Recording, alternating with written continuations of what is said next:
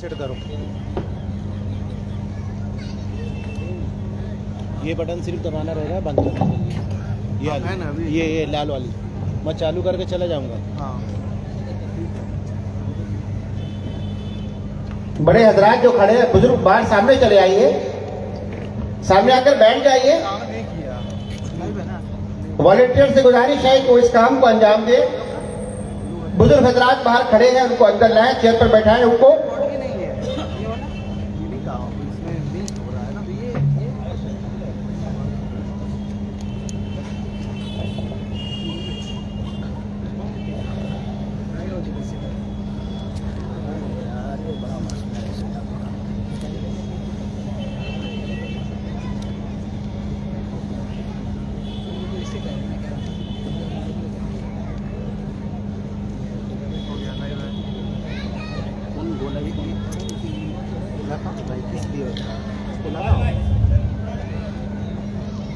सुनिए ना।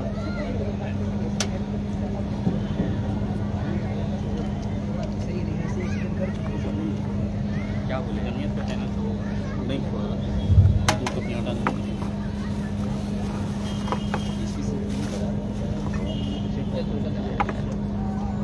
भाई मेरा इसमें नहीं जाएगा ये वीडियो ले लेना ये कन्वर्टर दिए कन्वर्टर दिए कौन सी मैं मोबाइल के लिए यूज़ कर रहा हूँ। मोबाइल में डाल रहे हैं हाँ वीडियो फिर दे देना उसे वो अरे क्या प्रॉब्लम हो रहा है साला हिल क्यों जा रही है। हाँ हाँ बोलिए। जैक कन्वर्टर जैक है वहीं पर है। कहाँ पे आप अब काम करिएगा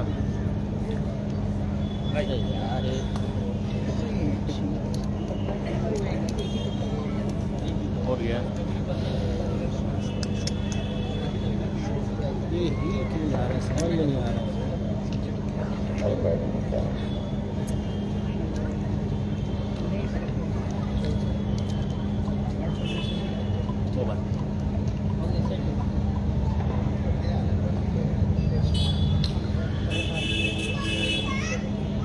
बिस्मिल्लाहिर्रहमानिर्रहीम। इन्नल हम्दुलिल्लाहि नहमदुहु व नस्तईनुहु व नस्तगफिरुह व नऊज़ु बिल्लाहि मिन शुरूरि अनफुसिना व मिन सय्यिआति अअमालिना। मन यहदिहिल्लाहु फला मुदिल्ल लहु व मन युद्लिल फला हादिय लहु व अशहदु अन ला इलाहा इल्लल्लाहु वहदहु ला शरीका लहु व अशहदु अन्न मुहम्मदन अब्दुहु व रसूलुहु। अम्मा बअद फ़अऊज़ु बिल्लाहि अस्समीइल अलीम मिनश शैतानिर रजीम। बिस्मिल्लाहिर रहमानिर रहीम। या अय्युहल्लज़ीना आमनु तक़ुल्लाहा हक़्क़ तुक़ातिह व ला तमूतुन्ना इल्ला व अंतुम मुस्लिमून। या अय्युहन्नासु इत्तक़ू रब्बकुमुल्लज़ी ख़लक़कुम मिन नफ़्सिन वाहिदा व ख़लक़ मिन्हा ज़ौजहा व बस्स मिन्हुमा रिजालन कसीरन व निसाअ वत्तक़ुल्लाहा अल्लज़ी तसाअलूना बिही वल अर्हाम इन्नल्लाहा काना अलैकुम रक़ीबा। या अय्युहल्लज़ीना आमनु इत्तक़ुल्लाहा व क़ूलू क़ौलन सदीदा युस्लिह लकुम अअमालकुम व यग़फ़िर लकुम ज़ुनूबकुम व मन युतिइल्लाह व रसूलहु फ़क़द फ़ाज़ फ़ौज़न अज़ीमा।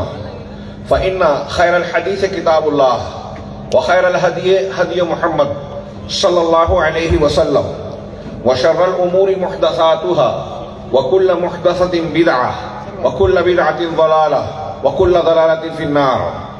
अऊज़ु बिल्लाहि मिनश शैतानिर रजीम। बिस्मिल्लाहिर रहमानिर रहीम। वल अस्र इन्नल इंसाना लफ़ी खुस्र इल्लल लज़ीना आमनू व अमिलुस सालिहाति व तवासौ बिल हक़्क़ि व तवासौ बिस सब्र। वक़द सबत अनिन नबी सल्लल्लाहु अलैहि वसल्लम अन्नहु क़ाल इग़्तनिम ख़म्सन क़ब्ल ख़म्स व ज़करा फ़ीहा शबाबक क़ब्ल हरमिक।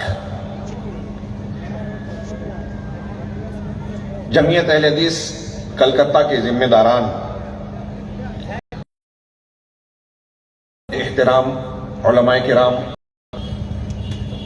मेरे बुजुर्गों, भाइयों, दीनी माओ और बहनों, खुतबा मशरूना के बाद मैंने कुरान मजीद की सबसे मुख्तसर सी सूरत तिलावत की, जो मैं समझता हूं यहां मौजूद बड़े ही नहीं हर बच्चे को भी याद होगी और حفظ ہونی چاہیے۔ امام شافعی رحمہ اللہ اس آیت کے بعد اس سورہ کے بارے میں کہتے ہیں کہ اگر اللہ رب العالمین لوگوں کی ہدایت کے لیے صرف اس ایک سورہ کو نازل فرما دیتا تو ہدایت کے طور پر یہ ایک سورہ کافی ہو جاتی۔ حضرت امام شافعی رحمہ اللہ کے اس قول سے اس سورت کی جامعیت کا اندازہ لگایا جا سکتا ہے۔ اور اگر آپ غور کریں تو یہ سورہ اپنے اندر ایک مسلمان، وہ بوڑھا ہو، جوان ہو، نوجوان ہو، مرد ہو یا خاتون ہو، اس کے لیے زندگی کا پورا پروگرام، لائحہ عمل اپنے اندر جامع انداز میں سمیٹے ہوئے ہیں۔ اور اس لائحہ عمل کے ذریعے سے اللہ رب العالمین کی یہ تنبیہ اور ہدایت بھی ہے کہ اگر آپ کامیاب ہونا چاہتے ہیں، دنیا اور آخرت کے نقصانات سے محفوظ رہنا چاہتے ہیں، تو آپ کو کیا کرنا ہے۔ پہلے اللہ رب العالمین نے قسم کا ذکر کیا، والعصر، قسم ہے زمانے کی، عصر کی، زمانے کی کئی تفاسیر کی۔ قرین قیاس وہ قول ہے جس میں مفسرین یہ کہتے ہیں کہ ہماری زندگی کا جو عرصہ ہے، وقت ہے، دن و رات ہے۔ ایک مرد کو، ایک عورت کو یا ایک انسان کو جو بھی زندگی کا موقع ملا، وہ ہمیں ملا ہوا زمانہ ہے، ہمیں ملا ہوا رب العالمین کی طرف سے موقع ہے، جس کی بنیاد پر، جس پیریڈ میں ہمارا امتحان بھی ہو رہا ہے، اور اسی کی بنیاد پر اس میں ہم کیا کرتے ہیں، آگے کی زندگی کا نتیجہ نکلنا ہے۔ والعصر یعنی ہماری زندگی کے لمحات اور اوقات، زمانے کی قسم، ان الانسان لفی خسر، یقیناً انسان، الاستغراق یا جنس کا معنی تو سارے انسانوں کا ترجمہ کرتے ہیں، سارے انسان گھاٹے میں ہیں، خسارے میں، سارے انسان نقصان اٹھا رہے ہیں۔ امام راضی کے بارے میں مروی ہے، وہ نقل وہ کہتے ہیں کہ ایک مرتبہ میں بازار سے گزر رہا تھا تو میں نے دیکھا کہ ایک برف بیچنے والا، برف فروش، یہ چیخ چیخ کر کہہ رہا ہے کہ لوگوں میرا برف، میرا سامان خرید لو ورنہ یہ ضائع ہو جائے گا۔ برف مسلسل پگھلتا رہتا ہے، اگر ایک آدمی برف بیچ رہا ہے اور اس کے محفوظ رہنے کا انتظام نہیں ہے تو اس کا مال مسلسل کم ہو رہا ہے۔ یہی بات وہ شخص لوگوں سے التجا کہتے ہوئے کہہ رہا ہے کہ آپ میرا سامان جلد از جلد خرید لیں ورنہ میرا پورا کا پورا مال ضائع ہو جائے گا، گھاٹا اٹھانے پر مجبور ہو جاؤں گا۔ حضرت امام راضی کے بارے میں ہے کہ انہوں نے جب یہ کیفیت دیکھی تو کہا کہ مجھے اللہ تبارک و تعالیٰ نے جو والعصر کی قسم کا ذکر کیا اور آگے کہا کہ انسان خسارے میں ہے، یہ معنی اور مفہوم بہت اچھی طریقے سے سمجھ میں آ گیا جب اس برف فروش کی اس کیفیت کو میں نے دیکھا۔ وہ کیسے سمجھ میں آئی؟ وہ اس طرح سے کہ اس آدمی کی پونجی اور سرمایہ حاصل، مال تجارت مسلسل کم ہو رہا ہے، وہ پگھلتا جا رہا ہے۔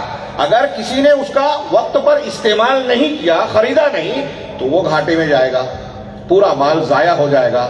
ایسے ہی دنیا میں ہم کو اور آپ کو زندگی ملی ہے، زندگی کے اوقات اور لمحات ملے ہیں، یہی ہمارا اصل سرمایہ ہے۔ اسی کی بنیاد پر وقت کی اہمیت کو اگر جانتے ہوئے ہم نے اس کا صحیح استعمال کیا تو ہم فائدے میں ہیں، اور اگر ہم نے اس کو ضائع کر دیا، بے عملی میں گزار دیا یا بد عملی میں گزار دیا، تو ہمارا گھاٹا ہی گھاٹا ہے۔ بے عملی کی تو گھاٹا اور بد عملی کی تو بڑا گھاٹا، ہمارا گھاٹا ہی گھاٹا ہے، نقصان ہی نقصان ہے۔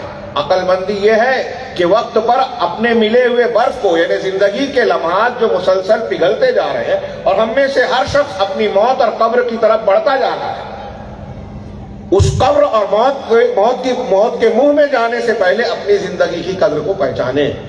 ہاں، کیا اللہ تبارک و تعالیٰ نے ارشاد فرمایا کہ حتی اذا جاء احدهم الموت فیقول رب لولا اخرتنی الى اجل قریب وانفقوا مما رزقناکم من قبل ان یأتی احدکم الموت، ہاں، کہ تم اللہ کے راستے میں خرچ کرو قبل اس کے کہ تمہارے پاس، تم میں سے کسی کے پاس موت کا وقت آ جائے، اور پھر وہ یہ کہے رب لولا اخرتنی الی اجل قریب، کہ پروردگار ایسا کیوں نہیں ہوتا کہ تو مجھے کچھ قریب کی وقت کی ایک مہلت اور مدت دے دیتا، موت کا وقت تھوڑا سا ٹال دیتا، فاصدق واکن من الصالحین، تاکہ میں کچھ صدقہ و خیرات کر لوں، نیک لوگوں میں شامل ہو جاؤں۔ تھوڑی سی مہلت مل جاتی موت کا وقت آ جانے پر۔ اللہ کی طرف سے کہا گیا لو وَلَن يُؤَخِّرَ اللَّهُ نَفْسًا إِذَا جَاءَ أَجَلُهَا، اللہ رب العالمین کسی کے مقررہ وقت آنے کے بعد بالکل اس کے وقت کو مؤخر کرتا ہی نہیں۔ میں نے ابھی گزشتہ کئی تقریروں میں کہا، آپ دوسرے علماء سے بھی سنتے ہوں گے، وقت کی قدر و قیمت کو پہچاننے کے لیے یہ جو موت کا منظر قرآن نے کھینچا ہے، اس سے بہتر شاید کوئی انسان کے لیے واعظ و نصیحت کا پیرایا نہیں ہو سکتا۔ آپ اپنے آپ کو اس مرحلے میں رکھیے کہ آپ مر رہے ہیں، موت کا وقت آ رہا ہے، اس وقت آپ کے خیال میں آ رہا ہے، مرد ہو یا خواتین، سوچئے کہ اس وقت آپ اور ہم سوچیں کہ تھوڑا موقع مل جاتا، کچھ نیکیاں کر لیتا، کچھ نماز پڑھ لیتا، توبہ استغفار کر لیتا، وصیت نصیحت کر لیتا، لوگوں سے جو معاملات بگڑے ہوئے اس کو میں اصلاح اور سدھار کر لیتا۔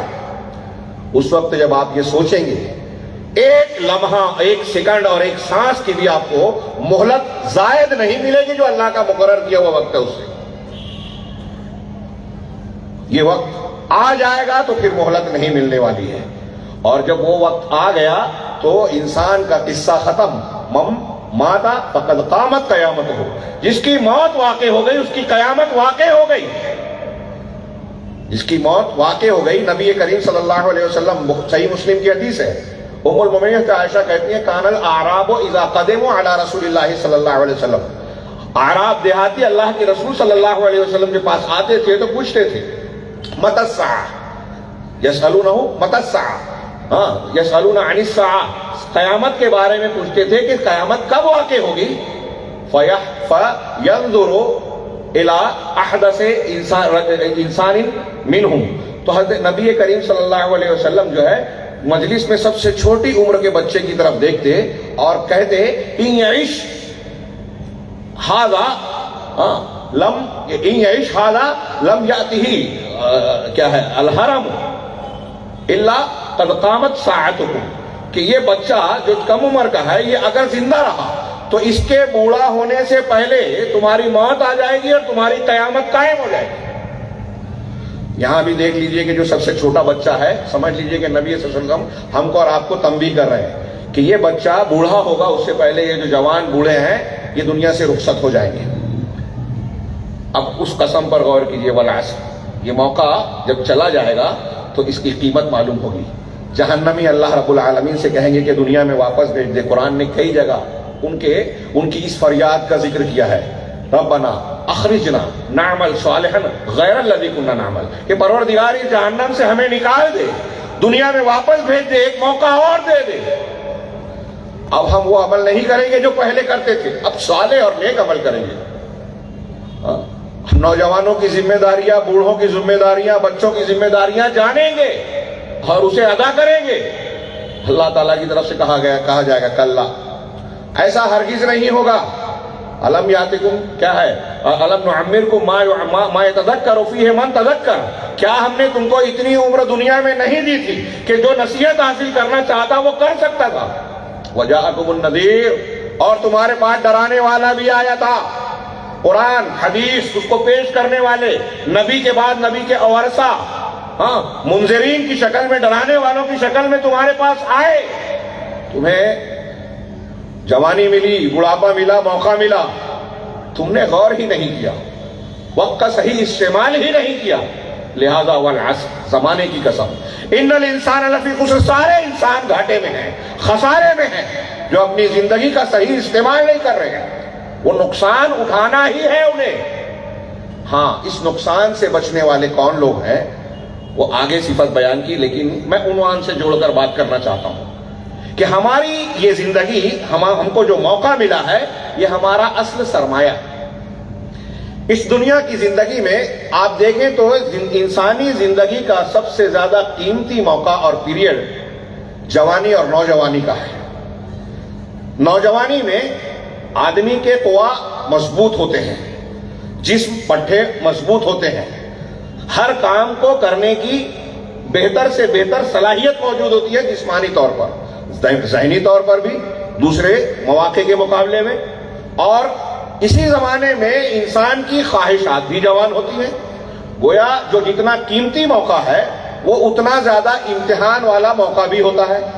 عام طور سے نوجوانی کے پیریڈ میں مختلف امنگیں، خواہشات، ان کی یلغار ہوتی ہے ذہن و دماغ میں، اور آدمی طے نہیں کر پاتا کہ میں زندگی کا کون سا راستہ اختیار کروں، میں یہ بنوں یا وہ بنوں. ہاں، اور ساتھ ہی ساتھ ہم یہ دیکھتے ہیں کہ دنیا کی کوئی بھی قوم ہو، جماعت ہو، امت ہو، اس کا اصل سرمایہ یہی نوجوان ہوتے ہیں. بڑھاپے میں ذہنی پختگی ہوتی ہے، ہوش ہوتا ہے، لیکن جوش کی کمی ہوتی ہے، قوت کی کمی ہوتی ہے. نوجوان ہر قوم کی قوت عاملہ ہوتے ہیں، کرنے والے، دوڑ بھاگ کرنے والے، دوڑ دھوپ کرنے والے.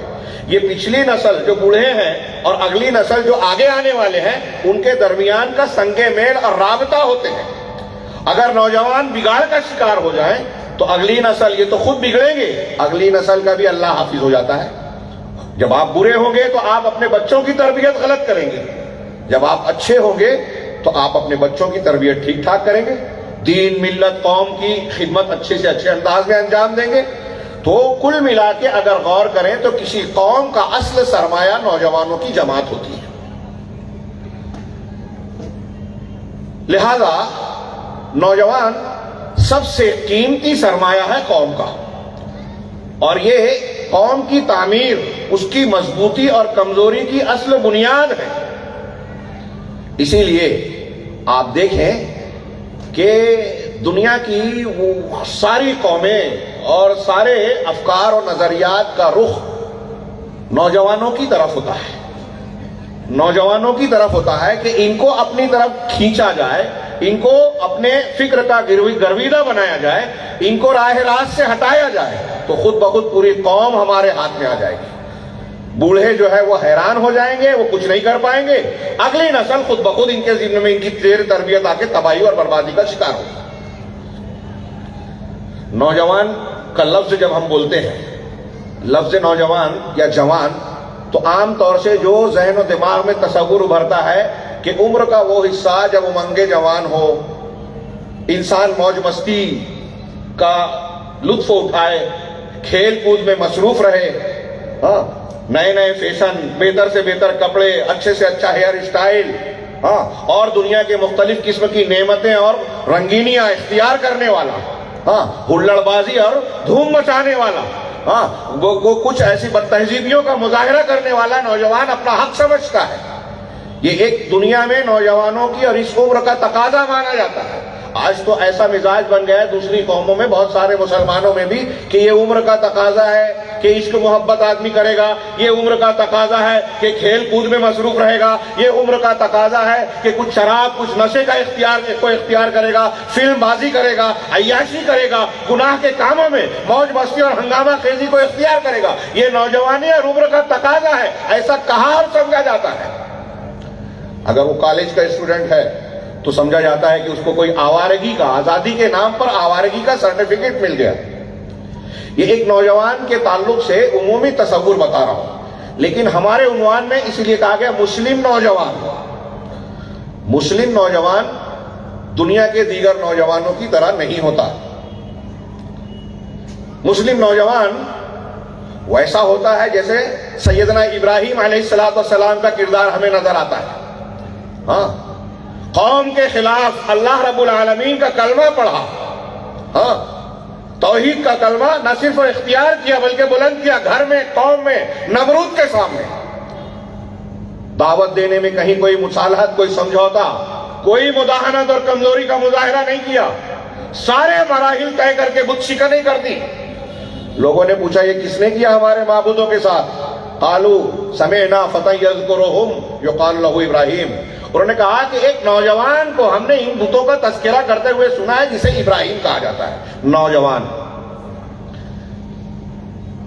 تو مسلم نوجوان، اس کے سامنے اسوہ اور نمونہ ہوتا ہے سیدنا ابراہیم علیہ السلام. وہ بت گری نہیں کرتے، بتوں کی تجارت نہیں کرتے، بت شکنی کرتے ہیں، توحید کے علمبردار ہوتے ہیں، توحید کے داعی ہوتے ہیں. مسلم نوجوان عیاش صفت نہیں ہوتا، موج مستی اپنی عمر کا تقاضا نہیں سمجھتا، اس کے سامنے سیدنا یوسف علیہ السلام کا کردار ہوتا ہے، جہاں عزیز مصر کی بیوی ان کو گناہ پر اکساتی ہے، بعد میں تمام خواتین آ کر اکٹھا ہو کر اس کو دیکھ کر کہتی ہے ما حاشا للہ ما ھذا بشر، کہ ہائے اللہ کی پناہ، یہ تو انسان ہے ہی نہیں، ان الا ملک کریم، یہ تو بزرگ فرشتہ ہے۔ پھر ان کو گناہ کی دعوت دینے لگی۔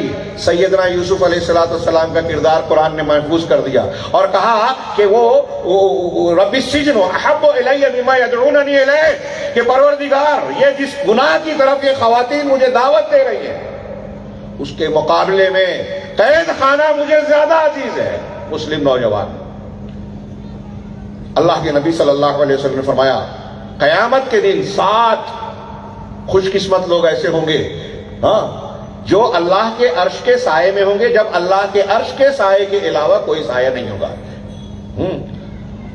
ان 7 خوش قسمت لوگوں میں ایک وہ نوجوان بتایا کہ شاب نشأ فی عبادت اللہ، وہ نوجوان جس کو جو پروان چڑھا ہے اللہ کی عبادت میں، موج مستی میں نہیں، کیلنڈرے پنے میں نہیں، فحاشی میں نہیں، موبائل کے غلط استعمال میں نہیں، دھوم دھڑاکا، فلم بازی، ٹی وی چینل اور جوانی کی دیوانگی میں جو ہے وہ پاگل بن کر گناہ اور لذت کے کاموں میں مصروف ہو جانا، گناہ کے کاموں میں، یہ نہیں کیا، بلکہ اللہ کی عبادت میں اپنی زندگی کا قیمتی سرمایہ لگایا، وقت لگایا۔ جب امنگ جوان ہے، خواہش گناہ کی طرف دعوت دے رہی ہے، قدم قدم پر مہیجات موجود ہیں، فلمیں ہیں، بے پردگی ہے اور بہت سارے مواقع ہیں جہاں گناہ میں پڑ سکتا ہے مسلم نوجوان، لیکن وہ اللہ کی عبادت میں لگتا ہے۔ توحید جس مقصد کے تحت اللہ نے پیدا کیا اس مقصد کو فراموش نہیں کرتا کہ میری جوانی اور نوجوانی کو اللہ تعالیٰ نے موج مستی کے لیے نہیں دیا، بلکہ اللہ تبارک و تعالیٰ نے اس لیے دیا کہ میں اس کی بندگی کو اختیار کروں۔ آپ تھوڑی دیر کے لیے یہاں سوچئے، اس حدیث میں بہت مرتبہ سنی ہے یہ حدیث کہ 7 لوگ عرش کے سائے میں ہوں گے، جب آپ کے اللہ عرش کے سائے کے علاوہ کوئی سایہ نہیں ہوگا تو بہت سارے مومنین ہوں گے، ان میں ان 7 لوگوں کو خصوصیت حاصل ہوگی۔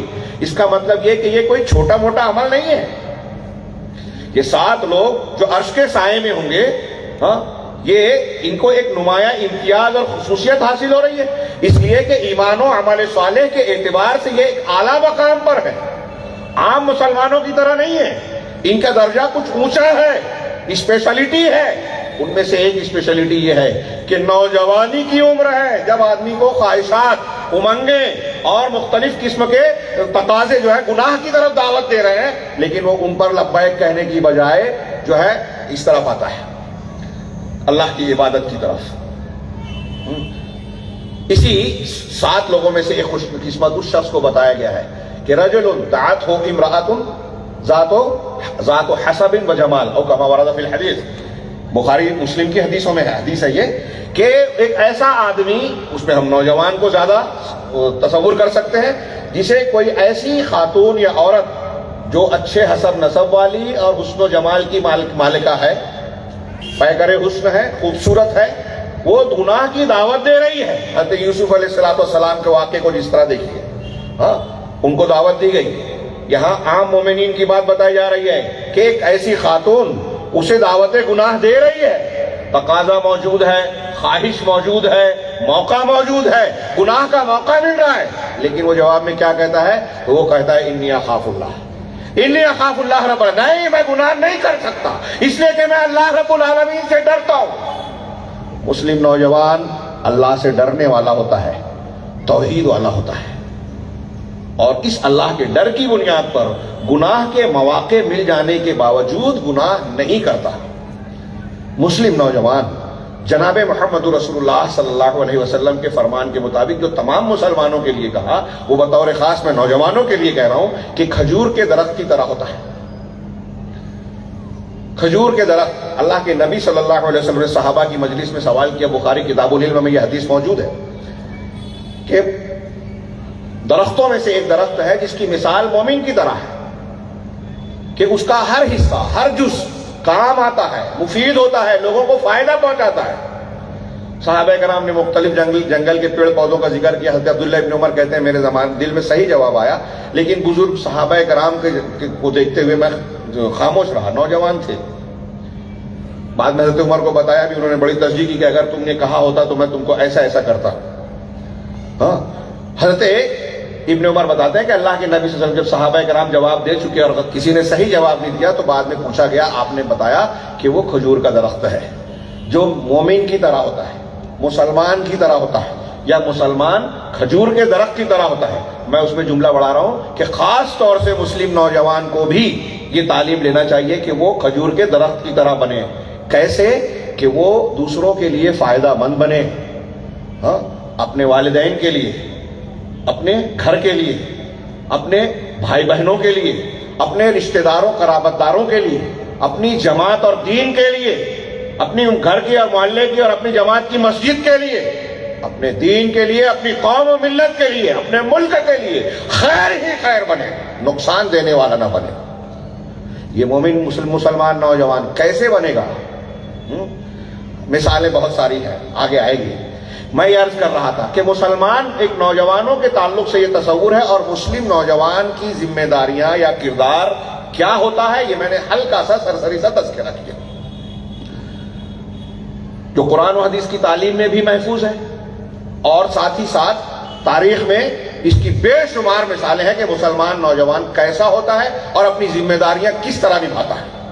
انبیاء کرام، صحابہ کرام، سلف صالحین، محدثین، بڑے بڑے کبار علماء، ایک لمبی فہرست اگر صرف نام جمع کیا جائے تو کئی جلد میں موٹی کتابیں تیار ہوں. ایک طرف یہ کردار ہے، لیکن جیسا کہ میں نے عرض کیا کہ مسلم نوجوان اصل میں امت کا حقیقی سرمایہ ہے، قوت عاملہ ہے. اس کے ذریعے سے قوم و ملت کی تعمیر ہو سکتی ہے اور اسی کے ذریعے سے تخریب اور بگاڑ بھی آ سکتا ہے. اس لیے ہم دیکھتے ہیں کہ شیاطین الانس اور شیاطین الجن کا سب سے زیادہ ٹارگٹ، ہدف مسلم نوجوان ہی ہوتے ہیں. آج آپ دنیا میں دیکھیں کہ جتنی باطل تحریکیں ہیں، الہادی افکار ہیں، منصوبے بن رہے ہیں، ہم اور آپ تصور نہیں کر سکتے. کتابیں چھپ رہی ہیں، یہودی پروٹوکولز، مسلمانوں کے خلاف جو ہے مختلف قسم کے منصوبے. شبہات کے فتنے کے تحت ہمارا ایک سلسلہ ابھی رکا ہوا ہے، 20 سے زائد دروس ہو چکے ہیں. اس میں نے بعض کتابوں کے حوالے سے جو غیر مسلم دنیا سے خارجی طور سے مسلمان اور مسلمان نوجوان لڑکوں اور لڑکیوں کے لیے منصوبے جاری ہیں کہ کس طرح سے ان کی فکر کو بگاڑا جائے، ان کو ان کے مذہب سے دور کیا جائے، ان کے عقیدہ توحید اور ولا اور برا کے عقیدے کو وہ کمزور کیا جائے اور ان کو مختلف قسم کی گمراہیوں کا شکار بنایا جائے. ایسے ایسے منصوبے اور ایسے ایسے راستے سے ہمارے نوجوانوں کو شکار کیا جا رہا ہے، خواتین اور مردوں کو دونوں کو شکار بنایا جا رہا ہے کہ ہم اور آپ سوچ بھی نہیں سکتے. جتنی الہادی فکریں ہیں دنیا میں رائج ہیں، ان کا پہلا نشانہ مسلم مرد اور عورتیں، مسلم نوجوان لڑکے اور لڑکیاں، کہ انہیں مرتد بنایا جائے، اسلام سے دور کیا جائے، قرآن حدیث سے ہٹایا جائے، علماء کرام سے بدزن کیا جائے، حدیثوں کے سلسلے میں شکوک و شبہات پیدا کیے جائے، ان کے عقیدہ توحید پر ضرب لگائی جائے، انسانیت، علمانیت، لادینیت، مختلف قسم کے نئے نئے افکار کو خوشنما بنا کر پیش کیا جائے کہ ارے دیکھیے، نہ ہندو نہ مسلمان نہ عیسائی، انسانیت کو اختیار کیجئے، لادینیت کو اختیار کیجئے، فلاح فکر کو اختیار کیجئے، اس میں سب کا بھلا ہے. اور بہت سارے لوگ اس کا شکار بھی ہو رہے ہیں. کوئی حدیثوں کے بارے میں شکوک و شبہات ابھارتا ہے، اللہ کے رسول صلی اللہ علیہ وسلم کی حدیثوں کو کیسے مانا جائے، کیسے محفوظ ہے، عقل میں نہیں آتی، سائنس سے ٹکراتی ہے، فلاں فلاں فکر قبول نہیں کرتی. غیر مسلم اس پر اعتراض کریں تو کیا جواب دیں گے؟ یہ آپ اور ہمارے درمیان میں جو لوگ ہیں نا، کچھ منکرین حدیث، صحابہ کرام رضوان اللہ علیہم اجمعین پر جو ہے بھکتیاں کسنے والے، اعتراض کرنے والے، تاریخی روایات کی روشنی میں وہ انسان تھے کہ ہم نہیں کہا معصوم ہیں، خطائیں ان سے ہوئی، ان کی خطاؤں کے باوجود ان کی خطائیں بوندیں ہیں اور ان کی نیکیاں سمندر ہیں. اللہ نے ان سے رضامندی کا اعلان کر دیا. اللہ کے رسول نے صاحب اعلان کیا کسی ایک صحابی کو بھی برا بھلا نہ کہو. مجھے پتا چلا، افسوس ہے کہ اپنے بزرگ شیخ یمنی صاحب کا خطاب اسی موضوع پر تھا، میں نہیں سن سکا، محروم رہا. لیکن میں عرض کرنا چاہتا ہوں کہ ہمارے بیچ میں یہ جو لوگ آ کر صحابہ کرام کے بارے میں شکوک و شبہات پھیلا رہے ہیں اور ہمارے نوجوان شکار ہو رہے ہیں. میں نے کہا کہ ان سازشوں کا اصل نشانہ نوجوانوں کی طرف ہی ہے. ناپختگی کے ساتھ صحیح دینی تربیت، عقیدہ اور منہج نہ ہونے کا نتیجہ یہ نکلتا ہے کہ ایسے افکار سے، بکواس سے اور عالم نما جاہلوں سے وہ متاثر ہو جاتے ہیں ہمارے نوجوان. صحابہ کرام کے بارے میں قرآن حدیث کا بالکل صاف اعلان ہے. ابھی آپ نے سنا ہوگا. میں صرف ایک قول کی طرف اشارہ کر کے آگے بڑھوں. امام ابو ذرع رازی کہتے ہیں کہ اگر صحابہ کرام میں سے کوئی شخص کسی کو کوئی متہم کر رہا ہے تو سمجھ لو کہ وہ زندیق ہے، بے دین ہے. ہمارے نزدیک قرآن حق ہے، حدیث حق ہے، اور اس کو روایت کرنے والے صحابہ ہی ہیں. اگر آپ نے صحابہ کو ہی مجروح کر دیا تو قرآن حدیث دونوں غیر معتبر ہو گئے.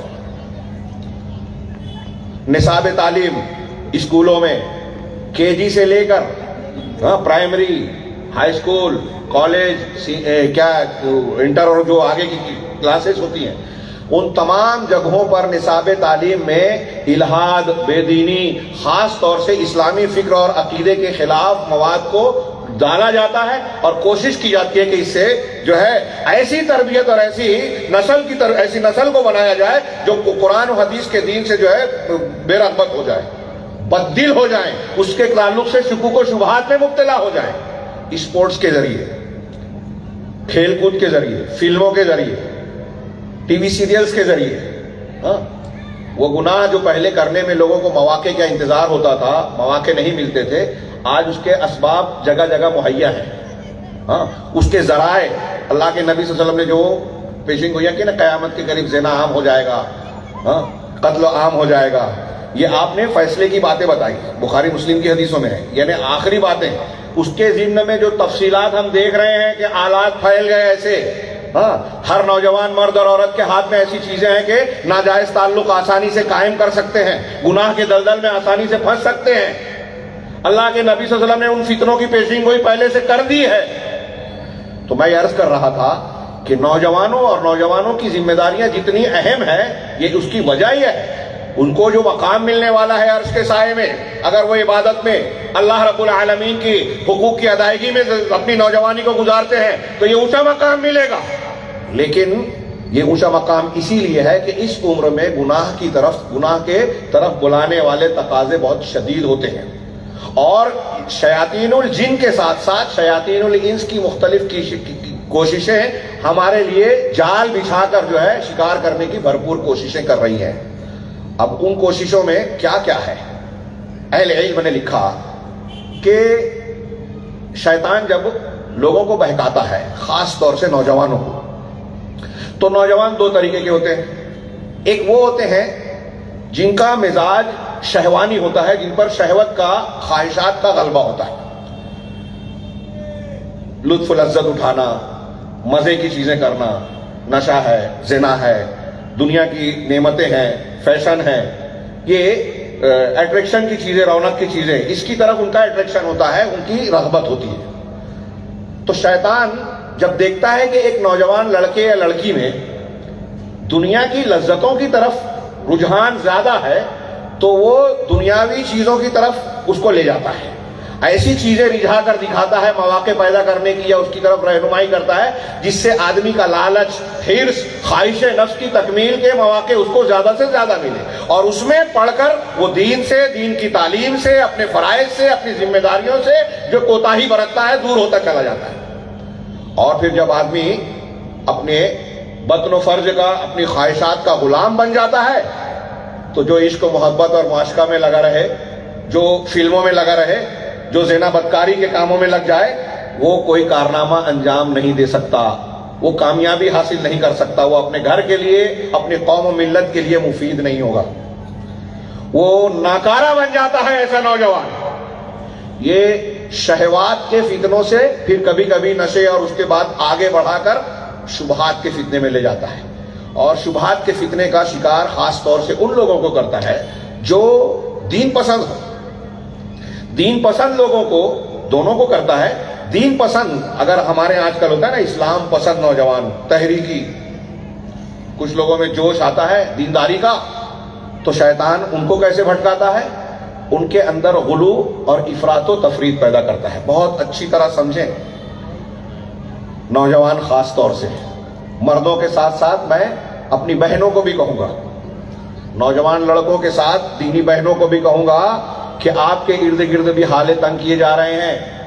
شکوک و شبہات میں اسلام کے مسلمانوں کے خلاف جو تحریکیں یا شبہات پھیلائے جاتے ہیں، اس میں سب سے زیادہ علماء نے بیان کیا ہے، میں نے کئی جگہ ذکر کیا، سب سے زیادہ جس چیز کو ٹارگٹ کیا جاتا ہے وہ اسلام میں عورتوں کے حقوق، گھر کا معاملہ، اسلامی گھر، پردہ، تعدد ازدواج، طلاق، خلا اور پھر میاں بیوی کے حقوق، ان کو نشانہ بنایا جاتا ہے. میں اپنی بہنوں سے یہ بتانا چاہتا ہوں کہ آپ یہ اچھی طریقے سے دماغ میں بٹھا لیں کہ قرآن و حدیث اور دین اسلام نے عورتوں کو جو حقوق دیے ہیں، جو عزت دی ہے، جو مقام و مرتبہ عطا کیا ہے، دنیا کا کوئی دین، کوئی مذہب، کوئی سماج نہیں دیتا. آپ کو جو گلیمر کی دنیا دکھ رہی ہے ٹی وی سیریل میں، فلموں میں، اور دوسرے مقامات پر چلتے پھرتے کہ بے پردگی ہے تو آپ سمجھتی ہیں کہ آزادی ہے. وہاں ایک عورت جو ہے کئی مردوں سے ملاقات کرتی ہے، معانقہ کرتی ہے، الگ الگ فلموں میں الگ الگ مردوں کے ساتھ نظر آتی ہے، تو آپ کو لگتا ہے کہ وہاں آزادی ہے، لطف اور لذت ہے. جی نہیں. یہ چمک دمک کی دنیا کے پیچھے آپ جھانکیں گے، معلوم کریں گے تو آپ کو انتہائی اندھیاری اور تاریکی نظر آئے گی. مظالم کا ناپ ایک لامتناہی سلسلہ نظر آئے گا. وہ روتی ہیں تنہائیوں میں. آزادی نسواں کی تحریک میں کوشش اور محنت کرنے والی خواتین کے بیانات پڑھیے، کتابیں لکھ رہی ہیں کہ ہمارا استحصال کیا گیا، ہمارا غلط استعمال کیا گیا، ہم کو خوبصورت سبز باغ دکھائے گئے، مال و دولت کا لالچ دیا گیا، لیکن جب تک ہمارے جسم میں کشش رہی، ہماری قیمت لگتی رہی، ہم کو جو ہے ہاتھوں ہاتھ لیا گیا. کیمرے کی آنکھیں ہماری طرف رہی، لیکن جب دیکھے کہ یہ تھوڑا سا پرانا ہو گیا معاملہ، نئے لوگوں کو لایا گیا اور ہمیں چھوڑ دیا گیا، ہمیں استعمال کیا گیا، استحصال کیا گیا، الگ الگ قسم کی بیماریاں لگ گئی. میرے ہاتھ میں کاغذ ہے، اس میں کچھ رپورٹس ہیں 1997 کے ڈنمارک کی رپورٹ میں، کہ یہ کہتے ہیں کہ ڈنمارک میں ہونے والی میڈیکل کانفرنس میں یہ انکشاف کیا گیا کہ دنیا میں ہر سال 16 کروڑ 30 لاکھ افراد سوزاک اور آتشک کے مرض میں مبتلا ہوتے ہیں. یہ 1997 کی رپورٹ ہے ان کی کانفرنس میں. ہر سال سوزاک اور آتشک یہ ناجائز جنسی تعلق کے نتیجے میں پیدا ہونے والی بیماری. سوزاک اور آتشک مبتلا ہوتے ہیں. ترقی یافتہ ممالک میں ہماری مائیں اور بہنیں سنیں، اس میں شرم کی بات نہیں ہے جو دھوکہ دیا جا رہا ہے کہ ان کو آپ سمجھتے ہیں کہ بہت آزادی ہے، بہت چمک دمک ہے، لطف اور لذت ہے. ترقی یافتہ ممالک میں عورتوں کی اموات کی دوسری بڑی وجہ آتشک اور سوزاک ہی ہے. امریکہ میں 1975 میں برطانیہ کے ہسپتالوں میں جنسی مریضوں کی تعداد 4,30,000 نوٹ کی گئی، جن میں 1,60,000 خواتین تھیں. امریکہ میں 1.5 کروڑ ایڈز کے مریض، ستر کے مطابق بر اعظم افریقہ میں 7.5 کروڑ 50 لاکھ 7 کروڑ 50 لاکھ 7.5 کروڑ ایڈز کے مریض، HIV کے. ایڈز کا پھیلاؤ وہاں عام ہے. جنسی آزادی، بے پردگی، آزادی نسواں، حقوق نسواں کے نام پر، یہ آزادی کے نام پر آوارگی کی گئی اور یہ امراض پھیلا. یہ میں نے صرف چند بیماریوں کا ذکر کیا، اس کے علاوہ اس کے پیچھے اور کیا کیا معاملات ہو رہے ہیں. خاندان بکھر گئے، بیٹے کو پتہ نہیں میرا باپ کون ہے، بیٹے اپنے باپ کے پاس نوکری کرنے گیا، بعد میں تحقیق کرنے پہ بعد میں پتہ چلا کہ یہ اس کا بیٹا ہے، لیکن اس کے کھانے کا سامان نہیں ہے، اس کے کتے کا خرچہ مہینے کا اس سے کہیں زیادہ تھا جتنی اس کی تنخواہ تھی. باپ کو پتہ نہیں ہے میرا بیٹا ہے. ایسے امریکی صدر، برطانوی صدر اور منسٹروں کا معاملہ ہے. ناجائز محرم رشتہ داروں میں ایک دوسرے سے ناجائز روابط، ماں بیٹے، بھائی بھتیجے، جن کا ذکر کرنا بھی برا محسوس ہوتا ہے، لیکن آج اس دنیا کی یہ حقیقت ہے جو ہم کو چمک دمک اور رونق والی نظر آتی ہے، اور ہمارا نوجوان اس پر فریفتہ ہوتا ہے. اس کی بنیاد پر قرآن و حدیث کے پاکیزہ تعلیمات اور دین کو کمتر سمجھتا ہے، حقیر سمجھتا ہے، اس میں عیب اور کمزوریاں ڈھونڈتا ہے. وہاں دنیا کے سوراخ ہیں، بے چینیاں ہیں، جنسی بیماریاں، نفسیاتی بیماریاں، خودکشی کرنے کا رجحان انتہائی عام ہو گیا. ڈپریشن، اس سے نکلنے کے لیے جو ہے مختلف قسم کے نشوں کا استعمال، نوجوانوں میں بے راہ روی، اپنی ماں کو مختلف لوگوں کے ساتھ رقص کرتے ہوئے، پارٹیوں میں الگ الگ مردوں سے تعلق قائم کرتے ہوئے دیکھ کر کوئی مرد برا تو سمجھتا ہے، اس کی فطرت اور غیرت قبول تو نہیں کرتی، لیکن وہاں کے قانون کے مطابق وہ اعتراض نہیں کر سکتا، لہذا نشہ استعمال کرتا ہے، باغی بنتا ہے اور خود ناجائز تعلقات کی طرف چلا جاتا ہے. اس کے اندر تشدد آتا ہے. ایسے بہت ساری بیماریاں وہاں پیدا ہو رہی ہیں. میں عرض کر رہا تھا، بات تھوڑی سی پھیل گئی کہ ہم کو یہ دکھایا جاتا ہے ہماری بچیوں اور بچوں کو، نوجوان لڑکوں اور لڑکیوں کو، کہ اسلام میں تنگی ہے. جی نہیں، اسلام، میں نے اکثر کہا ہے، آج بھی جمعہ میں کہا تھا کہ سب سے زیادہ ماڈرن دین اسلام کا ہے، سائنٹیفک دین ہے، سب سے زیادہ لوگوں کے حقوق کا لحاظ کرنے والا. ہر حقدار کو حق اگر روئے زمین پر کوئی دین اور مذہب دیتا ہے تو وہ اسلام ہے. یہ ہم دنیا کو ببانگے دوہل سنائیں گے کہ اگر آپ چاہتے ہیں کہ بوڑھوں کو ان کا حق ملے، عورتوں کو ان کا حق ملے، بیوی اور شوہر کے حقوق کی بحالی ہو، وراثت کا بہترین کی تقسیم ہو، مزدوروں کو ان کا حق ملے، غریبوں کو، بیواؤں کا خیال رکھا جائے، کوئی یتیم بھوکا اور محروم نہ رہے، تو آپ کو اسلام کی تعلیمات کی طرف رجوع کرنا چاہیے. مسلم نوجوان ان تمام حقوق کو دنیا کے سامنے پیش کرنے کی قولی اور عملی دونوں کوشش کرتا ہے. مسلم نوجوان کی ذمہ داریوں میں شامل ہے کہ وہ عقیدہ توحید کا علمبردار ہوتا ہے، ساری دنیا کو ان کے حقوق کو کی یاد دہانی کراتا ہے. لیکن مسلم نوجوان آج سازشوں کی زد میں ہیں، نرغے میں ہیں. میں نے جیسا کہ عرض کیا کہ جو اسلام پسندی یا دین پسندی کا مظاہرہ کرنے والے لوگ ہیں، آج وہ بہت سارے ہیں، الگ الگ ناموں سے جماعتیں پائی جاتی ہیں. ہاں، تو علماء نے بیان کیا، یہ یوں ہی نہیں بیان کیا دلیلوں کی بنیاد پر. شیطان کا طریقہ یہ ہے کہ ایسے لوگوں کو جن کے یہاں دینداری یا مذہبیت پائی جاتی ہے، ان کو افراط و تفریط میں مبتلا کرے، ایک، اور افراط غلو میں زیادہ، غلو میں.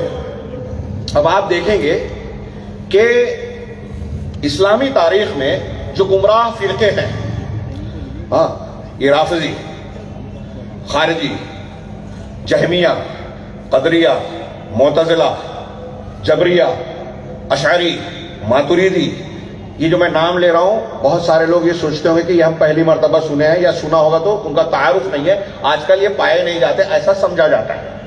یہ گمراہ فرقے ہیں، ان کے افکار جو ہیں قرآن و حدیث سے ہٹے ہوئے، ان کے یہاں افراط و تفریط ہے. ہاں، مختلف موقعوں پر ہم لوگ اس کی تعارف میں بیان کرتے رہتے ہیں کہ انہوں نے قرآن و حدیث کے ثابت شدہ مسلمات اور دلائل سے ثابت شدہ امور کو، خاص طور سے عقائد اور منہج میں الگ راستہ اختیار کیا، بدعت کو اختیار کیا. جہمیہ نے اللہ کی صفات کا انکار کیا جو قرآن و حدیث میں ہے. روافض نے ایک پوری سازش کے تحت حب آل بیت کا معاملہ پکڑ کر لوگوں کو دھوکہ دیا. حب آل بیت کا، ہمارے نوجوان جو صحابہ پر کرتے ہیں، وہ مرزا علی انجینئر وغیرہ سے متاثر ہو کے وہ یہ سمجھتے ہیں کہ وہ آل بیت کی محبت کا مظاہرہ کر رہے ہیں. جھوٹ ہے، دھوکہ ہے. خود آل بیت نفرت نہیں کرتے تھے امیر معاویہ رضی اللہ تعالیٰ عنہ اور ان کے خانوادے سے. واقعہ کربلا کے بعد دونوں خاندانوں میں جو 18 رشتے ہوئے شادی کے. واقعہ کربلا کے بعد حسین رضی اللہ تعالیٰ عنہ کے گھر کے ان کی خواتین اور بچے جا کر یزید کے مہمان بنے 1 مہینے تک. نفرت کرتے تھے. اگر نفرت کرنا وہ ایمان ہے آپ کے مطابق تو وہ لوگ اہل بیت ایمان و ایمان کے دائرے میں نہیں بچیں گے، ان کو بھی برا بھلا کہیں گے آپ. تو خیر، میں عرض یہ کر رہا تھا کہ یہ روافض آل بیت کی محبت میں غلو کیا اور اس غلو میں باقی تمام صحابہ کرام کو کافر قرار دے دیا. شیعوں کی کتابوں کے مطابق روافض کے اہل بیت کے علاوہ 3، 4 یا کچھ لوگ 5 صحابہ کرام کے بعد رسول اللہ صلی اللہ علیہ وسلم کی وفات ہوتے ہی سارے صحابہ نعوذ باللہ مرتد ہو گئے. یہ ان کا عقیدہ ہے اور بالکل کھلا ہوا ہے، کوئی ڈھکا چھپا نہیں ہے. ان کی کتابوں میں بالکل واضح طور سے ہے. تبرہ بازی کرتے ہیں، حضرت ابوبکر صدیق، عمر فاروق، عثمان غنی سے نفرت کرتے ہیں. ان کو خلیفہ ماننے والوں کو جو ہے امیر المومنین ماننے والوں کو تکفیر کرتے ہیں. ان کو کافر قرار دیتے ہیں کہ اہل بیت کا حق چھین لیا انہوں نے، امامت کا حق. تو غلو کیا اہل بیت کی محبت میں، ایک سائیڈ ہو کر صحابہ کرام کے تعلق سے قرآن و حدیث کی ساری تعلیمات کو رد کر دیا. خوارج نے غلو کیا، اصول بنا لیا. خوارج نے غلو کیا کیا کہ اگر کوئی آدمی گناہ کا کام کرتا ہے، ایمانیات کی تعریف میں جو ہم ایمان کی تعریف پڑھتے ہیں نا کہ ایمان 3 چیزوں کا مجموعہ ہے، اقرار باللسان، تصدیق بالجنان، عمل بالارکان. زبان سے اقرار کرنا، دل سے تصدیق کرنا اور اعضاء و جوارح سے اس پر عمل کرنا ان کے تقاضوں پر، یہ ایمان کا مجموعہ ہے. ہاں، اب اگر ایک آدمی تصدیق نہیں کرتا، اقرار کر رہا ہے تو منافق. ایک آدمی اقرار نہیں کرتا، دل میں اسلام کو سچا مانتا ہے تب کافر.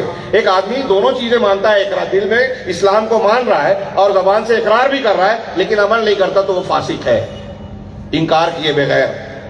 تو خوارج نے کہا کہ اگر کوئی آدمی گناہ کرتا ہے، گناہ کبیرہ، جھوٹ بولا مثال کے طور پہ، چوری کر لیا، زنا کر لیا، تو گناہ کبیرہ کرنے کی وجہ سے وہ کافر ہو گیا، اسلام سے خارج ہو گیا، اس کی جان مال حلال ہو گئی، اس کی عورتوں کی عزت بھی لوٹی جا سکتی ہے. خوارج میں کئی فرقے ہیں، ان میں سے بعض یہ مانتے ہیں. یہ اس لیے کہہ رہا ہوں کہ آج یہ خارجیت ہمارے یہاں بہت عام ہے تحریکیت کی شکل میں.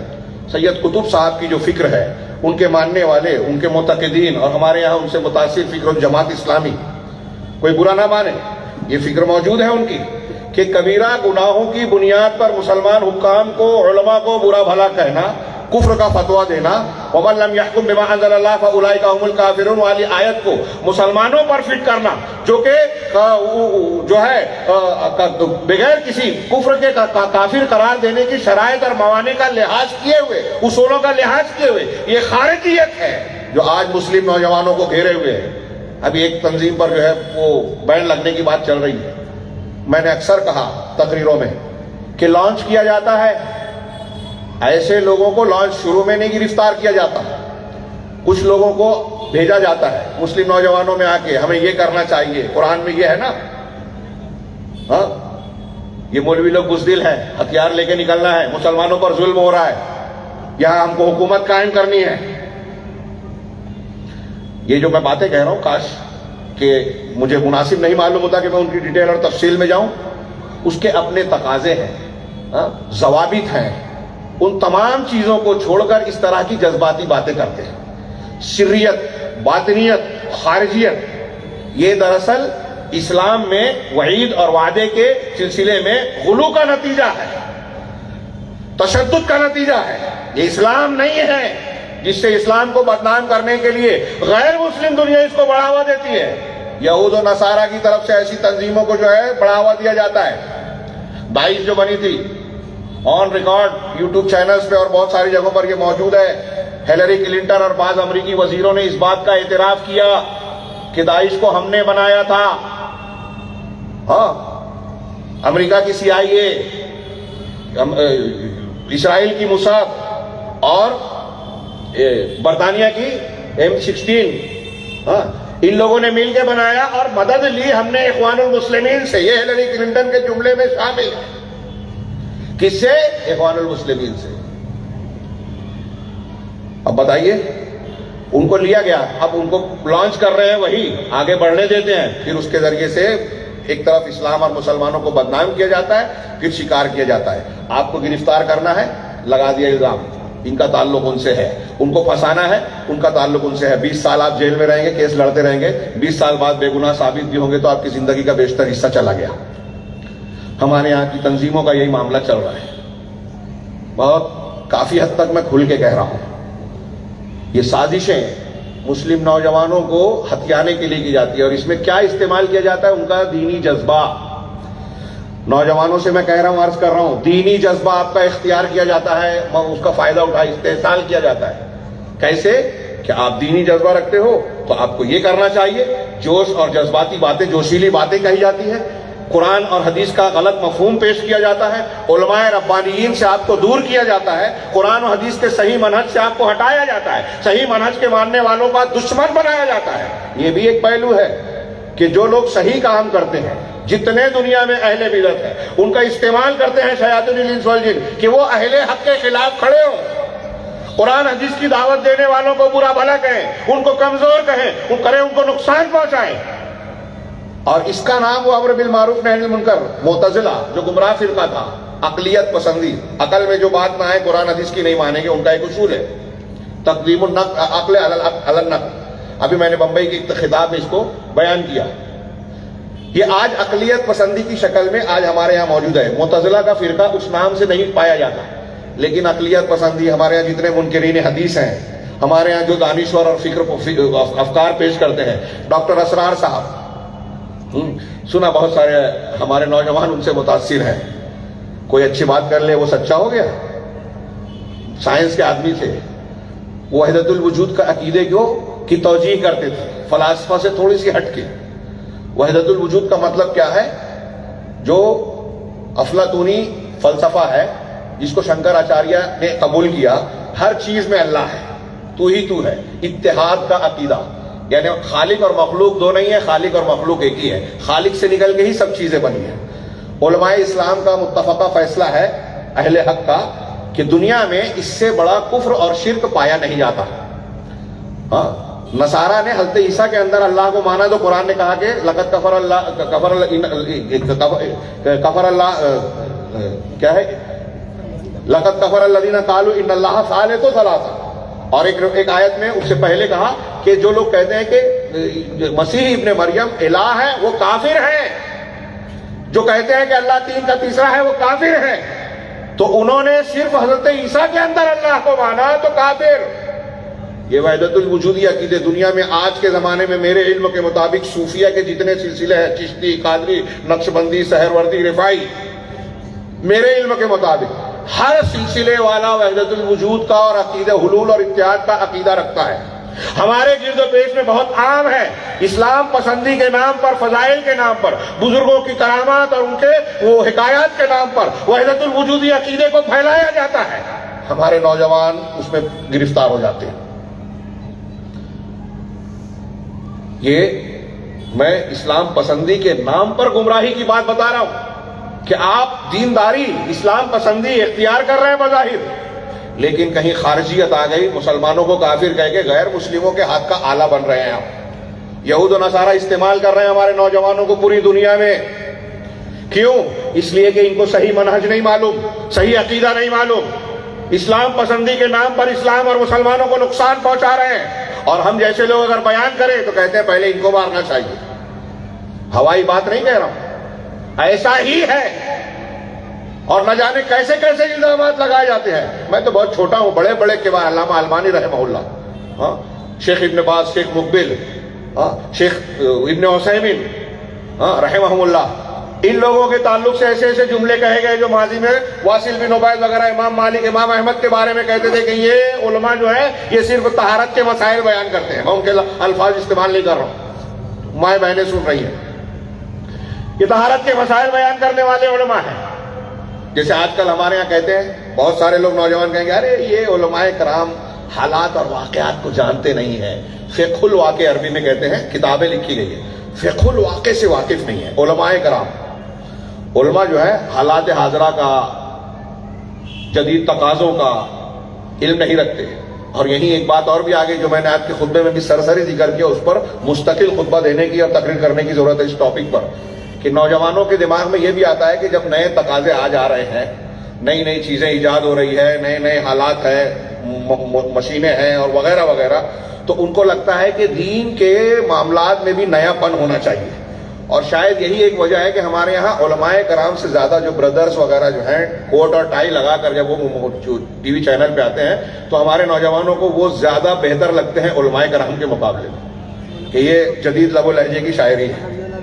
ہاں، دین میں یہ نہیں چلتا. ایک بات یاد رکھیے، میں کئی طریقے سے میں نے کہا اس پر مستقل خطبہ تقریر انشاءاللہ کسی موقع پر اللہ نے توفیق دی تو کروں گا. دنیا میں انسانوں کی چیزوں میں نیا پن چل سکتا ہے. اللہ نے جو چیزیں بنائی ہیں نا وہ سب حرف آخر ہے. جیسے اللہ نے آپ کو اور ہم کو بنایا، ماڈل بنایا، کبھی آپ کے دل میں یہ خیال آتا ہے کہ جہاں ناک ہے وہاں کی بجائے کہیں اور ہوتا تو اچھا ہوتا؟ ہماری یہ ناک یہاں کی بجائے کہیں اور ہو، آنکھ کسی اور مقام پہ ہو، یہ ماڈل چینج ہوتا تو ذرا اور اچھا ہو جاتا. ہاں، فون نئے نئے ماڈل کے، گاڑیاں نئے نئے ماڈل کی، 2 ویلر 3 ویلر 4 ویلر نئے نئے ماڈل کی، اس سے بہتر اس سے بہتر اس سے بہتر. انسانوں نے یا اللہ نے جو ماڈلز بنائے ہیں پھلوں کے، جانوروں کے، انسانوں کے، ہاں یہ درختوں کے، ان ماڈل میں چینجنگ کریں گے آپ؟ یہ اللہ تبارک و تعالیٰ نے جو ماڈل بنایا ہے، جو چیز ہو سکتا ہے اس میں آخری مرحلے کی چیز، وہاں تک اس کی سوچ جائے گی بھی نہیں. تو جیسے اشیائے کائنات میں مخلوقات میں اللہ رب العالمین کا ڈیزائن سب سے لاسٹ ہے، فیصل ہے، ایسے ہی اللہ نے جو دین اور قانون بنایا ہے، حلال حرام اور شریعت بتائی ہے، حقوق متعین کیے ہیں، اس میں اگر آپ نیا پن ڈھونڈنے جائیں گے تو آپ گمراہی کا شکار ہوں گے۔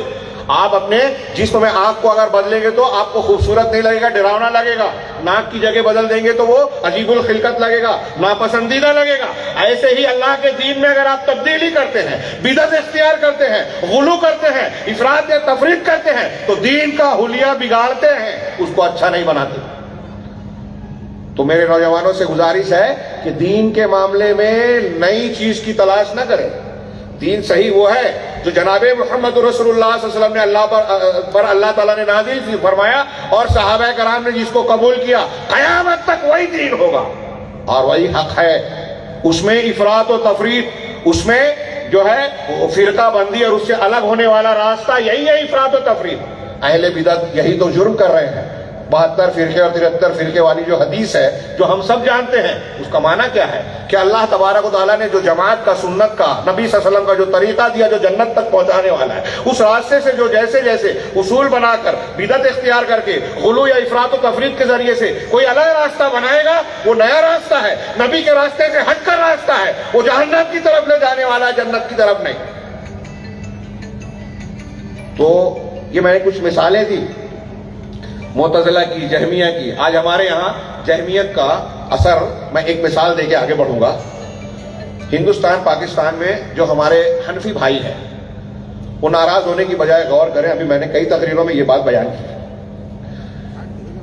وہ کہتے ہیں کہ ہم عقیدے میں اشعری ماتریدی ہیں، عقیدے میں اشعری ماتریدی ہیں، یعنی عقیدے میں حضرت امام حنیفہ رحمہ اللہ کا جو عقیدہ ہے اس پر وہ نہیں ہے۔ ایسی بہت سے شافعی اور حنبلی مالکی بھی ہیں کہ عقیدے میں کسی اور کا معتزلہ طریقہ ہے اور فروع میں امام شافعی کے طریقے پہ ہے۔ اب امام شافعی معتزلہ کو گمراہ کہتے ہیں، معتزلی امام شافعی کو گمراہ کہتے ہیں، اور یہ دونوں کو امام مان رہا ہے۔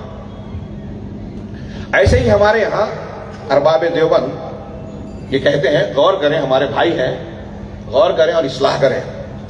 وہ کہتے ہیں کہ ہم عقیدے میں اشعری ماتریدی ہیں، ہاں، سلسلے میں وہ چشتی، قادری، نقشبندی بلکہ جامع السلاسل ہے۔ اب آپ ان کو ملائیں جب یہ ملغوبہ کو، تو ان کے عقیدے میں غلاۃ صوفیہ یہ کہتے ہیں کہ متحد ہے، خالق اور مخلوق ایک ہی ہے۔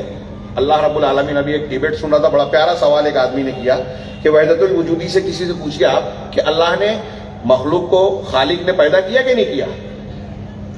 تو کہا میں نے پوچھا تو جواب ہی نہیں دے رہے، کیونکہ اگر وہ کہتا ہے کہ خالق نے مخلوق کو بنایا تو خالق الگ مخلوق الگ ہو جائیں گے، اور وہ کہتا ہے کہ ایک ہی ہے۔ اب وہ توجیہات کرتے ہیں فلسفیانہ افلاطونی انداز کی، ہاں، یہ الگ بات ہے۔ اور اگر یہ کہیں کہ پیدا نہیں کیا، جو ہے پوری کائنات اللہ کا عکس ہے، یہی وحدت الوجود ہے کہ سب اللہ ہی اللہ ہے، ہاں، اللہ کا خیال ہے، تھاٹ ہے جو ہم کو نظر آ رہا ہے، جو عالم مثال میں تھا۔ وحدت الوجود کی تشریح میں یہ باتیں بیان کی جاتی ہیں، تو یہ عکس ہے۔ تو اب خالق جو ہے وہی مخلوق ہے، مخلوق جو ہے وہی خالق ہے۔ ابن عربی نے اپنے کتاب خصوص الحکام اور فتوحات مکیہ میں اس کو بیان کیا۔ تو دونوں ایک ہی ہیں، تو پھر خالق کہاں ہوا؟ جب کچھ پیدا ہی نہیں کیا تو خالق کہاں ہوا؟ فعلاً تو نہیں ہوا۔ خیر، تو ان کے اس عقیدے کو جو تصوف میں ہے اس کو بھی آپ صحیح مانتے ہو، اور جو اس کو کفر کہتے ہیں اس کو بھی آپ صحیح مانتے ہو۔ اشعریت اور ماتریدیت یہ کہتی ہے، غالی صوفیت یہ کہتی ہے کہ اللہ ہر جگہ ہے، اللہ ہر جگہ ہے۔ اہل سنت والجماعت، قرآن، حدیث، صحابہ، تابعین، تمام ائمہ، تمام محدثین یہ مانتے ہیں کہ اللہ ذات کے ساتھ عرش پر ہے، ذات کے ساتھ عرش پر ہے، اور علم اور قدرت کے ساتھ ہر جگہ ہے۔ یہ عقیدے کا ایک اہم مسئلہ ہے، اہل سنت اور اہل بدعت کے درمیان اختلاف والا۔ اور جو ڈاکٹر اسرار صاحب سے متاثر ہے وہ سن لے، وہ کہتے ہیں وہ عرش پر نہیں مانتے، ڈاکٹر اسرار اللہ کو عرش پر نہیں مانتے، ہر جگہ مانتے ہیں وحدت الوجود کے۔ عجیب تناقض، یہ بھی ان کے یہاں ٹکراؤ ہے، ایک طرف کہتے ہیں کہ اللہ ہر جگہ ہے، دوسری طرف کہتے ہیں کہ اللہ نہ خارج عالم ہے، نہ داخل عالم ہے، نہ اوپر ہے، نہ نیچے ہے، نہ دائیں ہے، نہ بائیں ہے، تو اللہ کہیں ہے ہی نہیں۔ ایک طرف کہتے ہیں کہیں نہیں ہے، ایک طرف کہتے ہیں سب جگہ ہے۔ علامہ ابن قیم، علامہ ابن ابی العز کہتے ہیں کہ کم سے کم 1000 بلکہ اس سے زیادہ قرآن حدیث کی یہ دلیلیں ہیں کہ اللہ ذات کے ساتھ عرش پر مستوی ہے۔ ابھی میں یہ باتیں بیان کر رہا ہوں، کچھ لوگوں کو لگے اختلافی مسئلہ، یہ اختلافی نہیں ہے، یہ قرآن حدیث سے ثابت ہے. اس کو نہ ماننے والا اختلاف کر رہا ہے قرآن حدیث سے، اور اگر ہم نے نہیں کہا تو اللہ کے یہاں مجرم ہوں گے. تو اللہ تبارک و تعالیٰ عرش پر مستوی ہے، اس کی بے شمار دلیل ہے. تمام صحابہ کا یہی عقیدہ، تابعین کا یہی عقیدہ. اب آپ اگر کسی ایسے شخص کو، ایسے مسلک کو، ایسے اصول کو مانتے ہیں جو قرآن، حدیث، صحابہ، ان کے تعلیمات اور عقیدے اور منہج کے خلاف ہے، تو بتائیے آپ حق پر ہے کیا؟ نجات پانے والے گروہ سے آپ کا تعلق ہے کیا؟ نوجوان خاص طور سے غور کریں. آپ کے منہج، آپ کے عقیدے کو شکار کرنے کے لیے دنیا میں بہت سارے جو ہے منصوبے بنائے گئے ہیں اور عمل میں لائے جا رہے ہیں. کروڑ ہاں کروڑ ایک ایک حکومت خرچ کر رہی ہے. منصوبہ بنا ہے، یہودی پروٹوکولز پڑھیے، منصوبے پڑھیے. مسلم نوجوانوں کو شکار کرنے کے بہت سے پلان ہیں، ہم کو پتہ بھی نہیں چلتا، اور ہمارے گھروں میں گھسے ہوئے ہیں. موبائل اور ٹی وی چینل کے ٹی وی کے ذریعے سے ہمارے گھروں میں خواتین تک پہنچے ہوئے ہیں. اگر وہ عقیدے کو نہیں نشانہ بنا پاتے تو ہمارے اخلاق کو بگاڑتے ہیں. تعلیم میں گھستے ہیں، کرکٹر اور مختلف دوسرے ذریعوں سے جو ہے متاثر کرتے ہیں. اس طریقے سے آپ دیکھیں گے کہ فکر و خیال اور عقیدے میں ہمارے یہاں انتہائی عظیم الشان قسم کی گمراہیاں عام ہیں، اور سب کے سب مسلمان ہیں. اب دوسری طرف نوجوانوں سے جب یہ بات کہی جاتی ہے، یا ہم جیسے لوگ کچھ بیان کرنے کی کوشش کرتے ہیں، تو روک لگائی جاتی ہے. ہر نام نہ لیجیے، یہ مت بیان کیجیے، اختلاف ہوگا. شیخ ربی وغیرہ نے بڑا پیاری بات کہی، اس پر تبصرہ کیا کہ بدعتی بدعت کو بیان کرے، سر عام جو ہے جلوس نکالے، محفل منعقد کرے، چراغاں کرے، لائٹنگ کرے، قرآن حدیث کے خلاف جو ہے صحابہ کرام کے بارے میں جو ہے الٹی سیدھی بات کرے، جو اسلامی تہوار نہیں ہے اس کو اسلامی تہوار بنائے. بدعتی اپنے بدعت کا اظہار کرے، کتابیں لکھے، بیان کرے. لیکن سنت والا، قرآن و حدیث کو ماننے والا، قرآن و حدیث کی روشنی میں اگر اس کو غلط ثابت کرے تو آپ کہتے ہو کہ اختلاف کر رہا ہے. اختلاف کون کر رہا ہے میرے بھائیوں؟ ہم تو صحیح دین پیش کر رہے ہیں. اللہ کے رسول صلی اللہ علیہ وسلم کی حدیثیں اٹھائیے. حضرت عبداللہ ابن مسعود رضی اللہ عنہ کی مسلم شریف میں حدیث ہے کہ ہر نبی کا کوئی نہ کوئی حواری اور اصحاب ہوتے تھے جو ان کے حکم کی پیروی کرتے تھے اور ان کی سنتوں پر عمل کرتے تھے. حکم کی پیروی، سنت پر عمل، یہ نبی کو ماننے والے کا طریقہ ہے. پھر اس کے بعد برے جانشین ہوئے، جو کہتے وہ ہیں، جو کرتے نہیں، کرتے وہ ہیں جس کا حکم نہیں دیا گیا. بہت پیاری حدیث ہے. الذین یفعلون ما لا یقولون ما لا یفعلون، کہتے وہ ہیں جو کرتے نہیں. کہتے ہیں کہ ہم مسلمان ہیں، قرآن حدیث کو مانتے ہیں. قرآن حدیث کہاں مانتے ہیں آپ؟ قرآن کی کچھ دلیلوں کو لے لیا، کچھ دلیلوں کا رد کر دیا. نبی صلی اللہ علیہ وسلم کی سنتوں کو کی مخالفت میں بدعتوں کو اختیار کر لیا. تو آپ اللہ کے رسول کی اتباع کہاں کر رہے ہیں؟ کہتے وہ ہیں جو کرتے نہیں، اور کرتے کیا ہے؟ وَيَفْعَلُونَ مَا لَا يُؤْمَرُونَ، کرتے وہ ہیں جس کا انہیں حکم نہیں دیا گیا، جس کا انہیں حکم نہیں دیا گیا. تو اب اللہ کے رسول صلی اللہ علیہ وسلم نے فرمایا کہ فَمَنْ جَاهَدَهُمْ بِيَدِهِ فَهُوَ مُؤْمِنٌ، جو ایسے لوگوں سے جو ہاتھ سے جہاد کرے وہ مومن. بدعتیوں سے، خرافاتیوں سے، قرآن حدیث کی مخالفت کرنے والوں سے، یہ اللہ کے رسول کہہ رہے ہیں. اب ہاتھ سے جہاد کرنا طاقت اور قوت والوں کا کام ہے جو حکومت میں ہو، یا آپ گھر میں ہیں، آپ ماں ہیں، باپ ہیں، اپنے بچے کو سختی کر سکتے ہو، تو یہ ہاتھ سے کا استعمال کرنا. وَمَنْ جَاهَدَهُمْ بِلِسَانِهِ فَهُوَ مُؤْمِنٌ، جو اپنی زبان سے ان سے جہاد کرے، یعنی بدعت خرافات کا رد کرے، وہ مومن ہے. آپ کہہ رہے ہو کہ اختلافی مسئلہ چھوڑ رہا ہو، اللہ کے رسول کہہ رہے ہیں کہ ایمان کے لیے ضروری ہے کہ زبان سے آپ روکیں، اور اگر ایسا نہیں کر سکتے، اس کی بھی طاقت نہیں ہے، وَمَنْ جَاهَدَهُمْ بِلِسَانِهِ فَهُوَ مُؤْمِنٌ وَلَيْسَ وَرَاءَ ذَلِكَ حَبَّةُ خَرْدَلٍ مِنَ الْإِيمَانِ، کہ جو زبان سے بھی نہ کرے تو کم سے کم دل سے جہاد کرے، نفرت کا اظہار کرے، تو وہ مومن ہے. اس کے بعد رائی کے دانے کے برابر بھی ایمان نہیں ہے. اب بتائیے کہ رد کرنا، بدعت و خرافات کا رد کرنا، اللہ کے نبی جناب محمد رسول اللہ صلی اللہ علیہ وسلم فرما رہے ہیں کہ یہ ایمان کا تقاضا ہے، اسلام کی حفاظت کے لیے ضروری ہے. مسلم نوجوان بلا کسی روک ٹوک کے شرعی اصولوں اور قواعد کے مطابق اس کو انجام دیتا ہے، جذباتی نہیں بنتا، بلا وجہ کا جوش نہیں دکھاتا، فائدے کی جگہ نقصان کے کام نہیں کرتا. لیکن مسلم نوجوان یہ کرتا ہے، یہ ایمان کا تقاضا ہے. تو اب اس تناظر میں آپ دیکھیے کہ ہمارے ہاں یہ ڈاکٹر اسرار صاحب وحدت الوجود کے قائل ہیں، اس کی تعویل کرتے ہیں، اس کے نہ ماننے پر علامہ ابن تیمیہ پہ تنقید کرتے ہیں، اہل حق کا رد کر رہے ہیں، اور ہمارا نوجوان اس سے متاثر ہے۔ ایک اہل حق عالم سے کسی مسئلے میں غلطی ہو جائے یہ ایک الگ چیز ہوتی ہے، اصولاً اور منہجاً صحیح آدمی سے غلطی ہونا الگ چیز ہے، لیکن اصول میں غلط ہونا، دین اسلام کی ثابت شدہ معاملات، عقائد یا منہج میں مخالفت کرنا، سلف اور صحابہ تابعین کے متفقہ عقیدے کے خلاف جانا، یہ بدعت ہے، یہ گروہ بندی ہے، فرقہ بندی ہے، جہنم کے راستے پہ جانا ہے۔ ایسے لوگوں کو لائک نہیں کرنا چاہیے، ایسے لوگوں کا رد کرنا چاہیے۔ خارجیوں کے بارے میں اللہ تعالیٰ نے، اللہ کے رسول نے کیا فرمایا؟ میں بہت بار بار وہ روایتیں آتی ہے، صرف مقصود بیان کروں کہ یہ قرآن پڑھیں گے، ان کی نماز کے سامنے تم اپنی نماز کو کم سمجھو گے، ان کی تلاوت کے سامنے اپنی تلاوت کو کم سمجھو گے، لیکن قرآن پڑھیں گے ان کی حلق کے نیچے نہیں بڑھے گا۔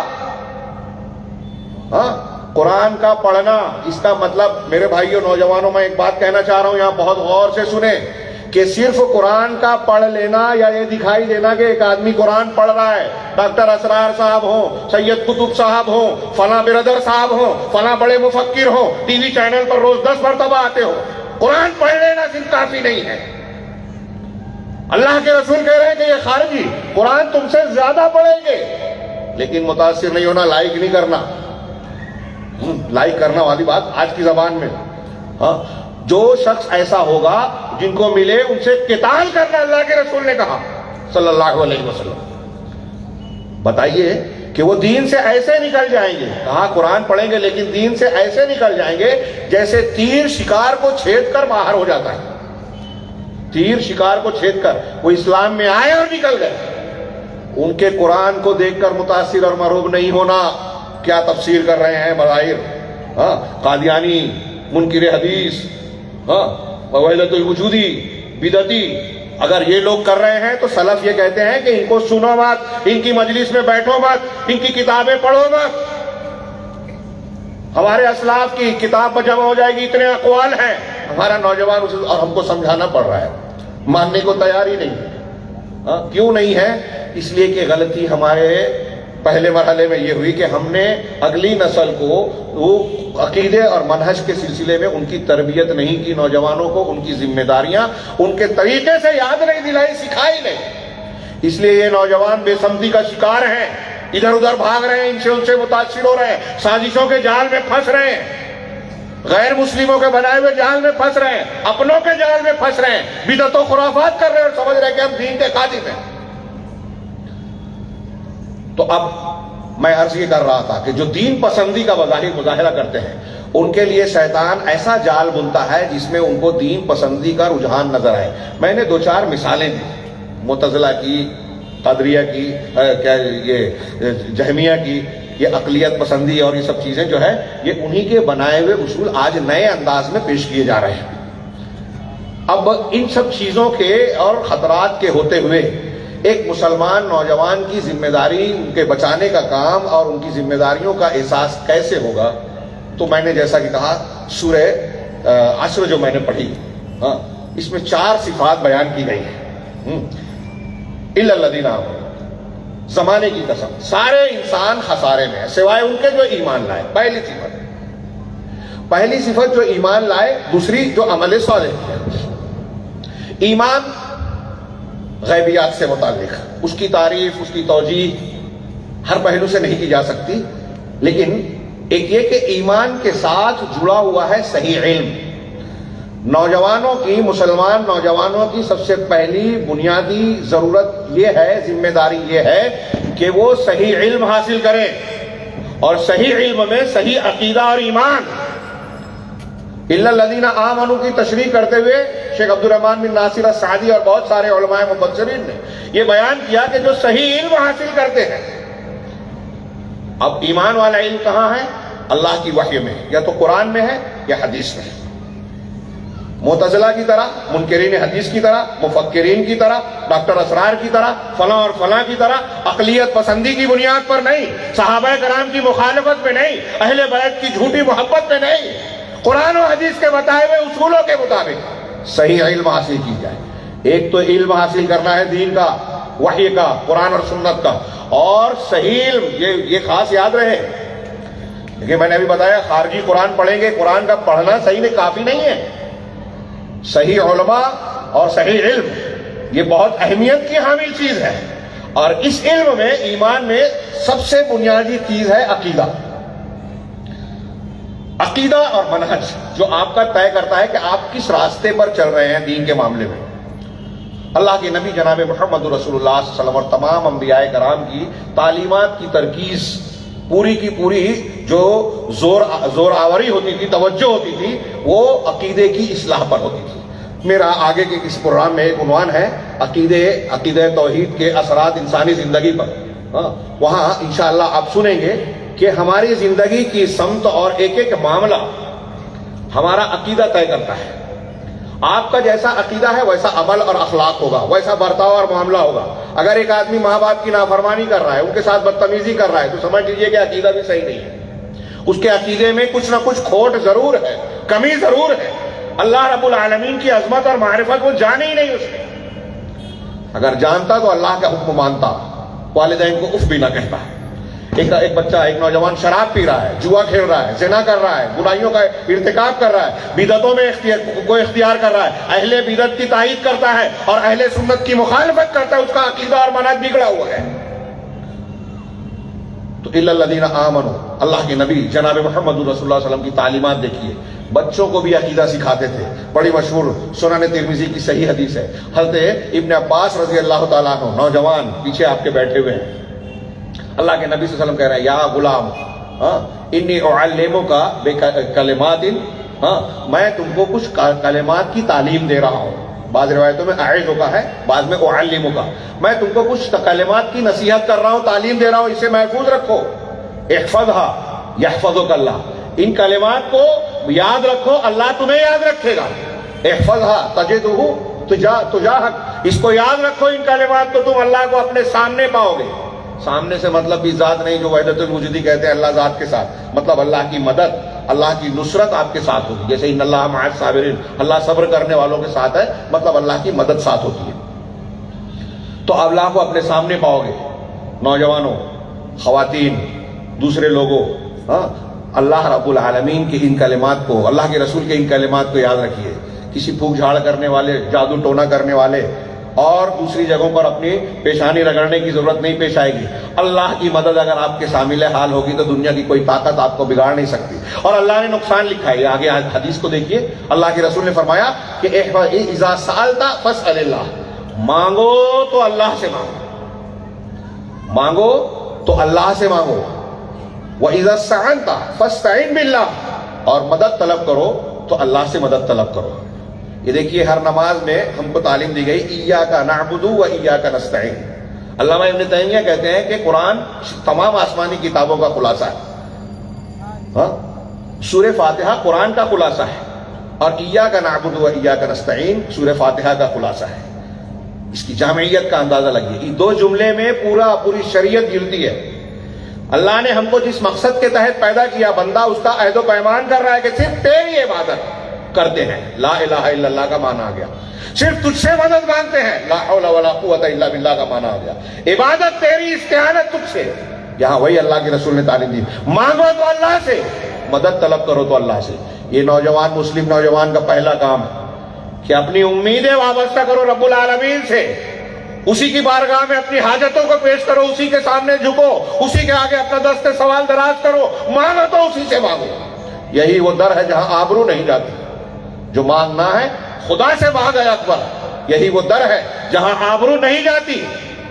یہ اللہ رب العالمین کے در کے بھکاری بنو، یا ایھا الناس انتم الفقراء الی اللہ، یہ وہ در ہے کہ جس کے در کے تمام انسان فقیر اور محتاج ہیں۔ انبیاء کرام اللہ سے مانگتے تھے، رب انی لما انزلت الی من خیر فقیر۔ حضرت موسیٰ علیہ السلام ہجرت کر کے گئے مدین، وہاں درخت کے نیچے بیٹھنے کے بعد یہ دعا کر رہے ہیں کہ پروردگار تو جو بھی خیر مجھ پر نازل کرے میں اس کا محتاج ہوں۔ حضرت ابراہیم اولاد مانگ رہے ہیں اللہ سے، حضرت سلیمان اللہ سے دعا مانگ رہے ہیں، حضرت داؤد اللہ سے، اور آج ہمارے یہاں لوگ اولیاء سے مانگ رہے ہیں۔ انبیاء کرام میں سے کوئی ایک نبی کے درجے کو، کوئی ولی، سارے اولیاء انبیاء کے درجے کو نہیں پہنچ سکتے۔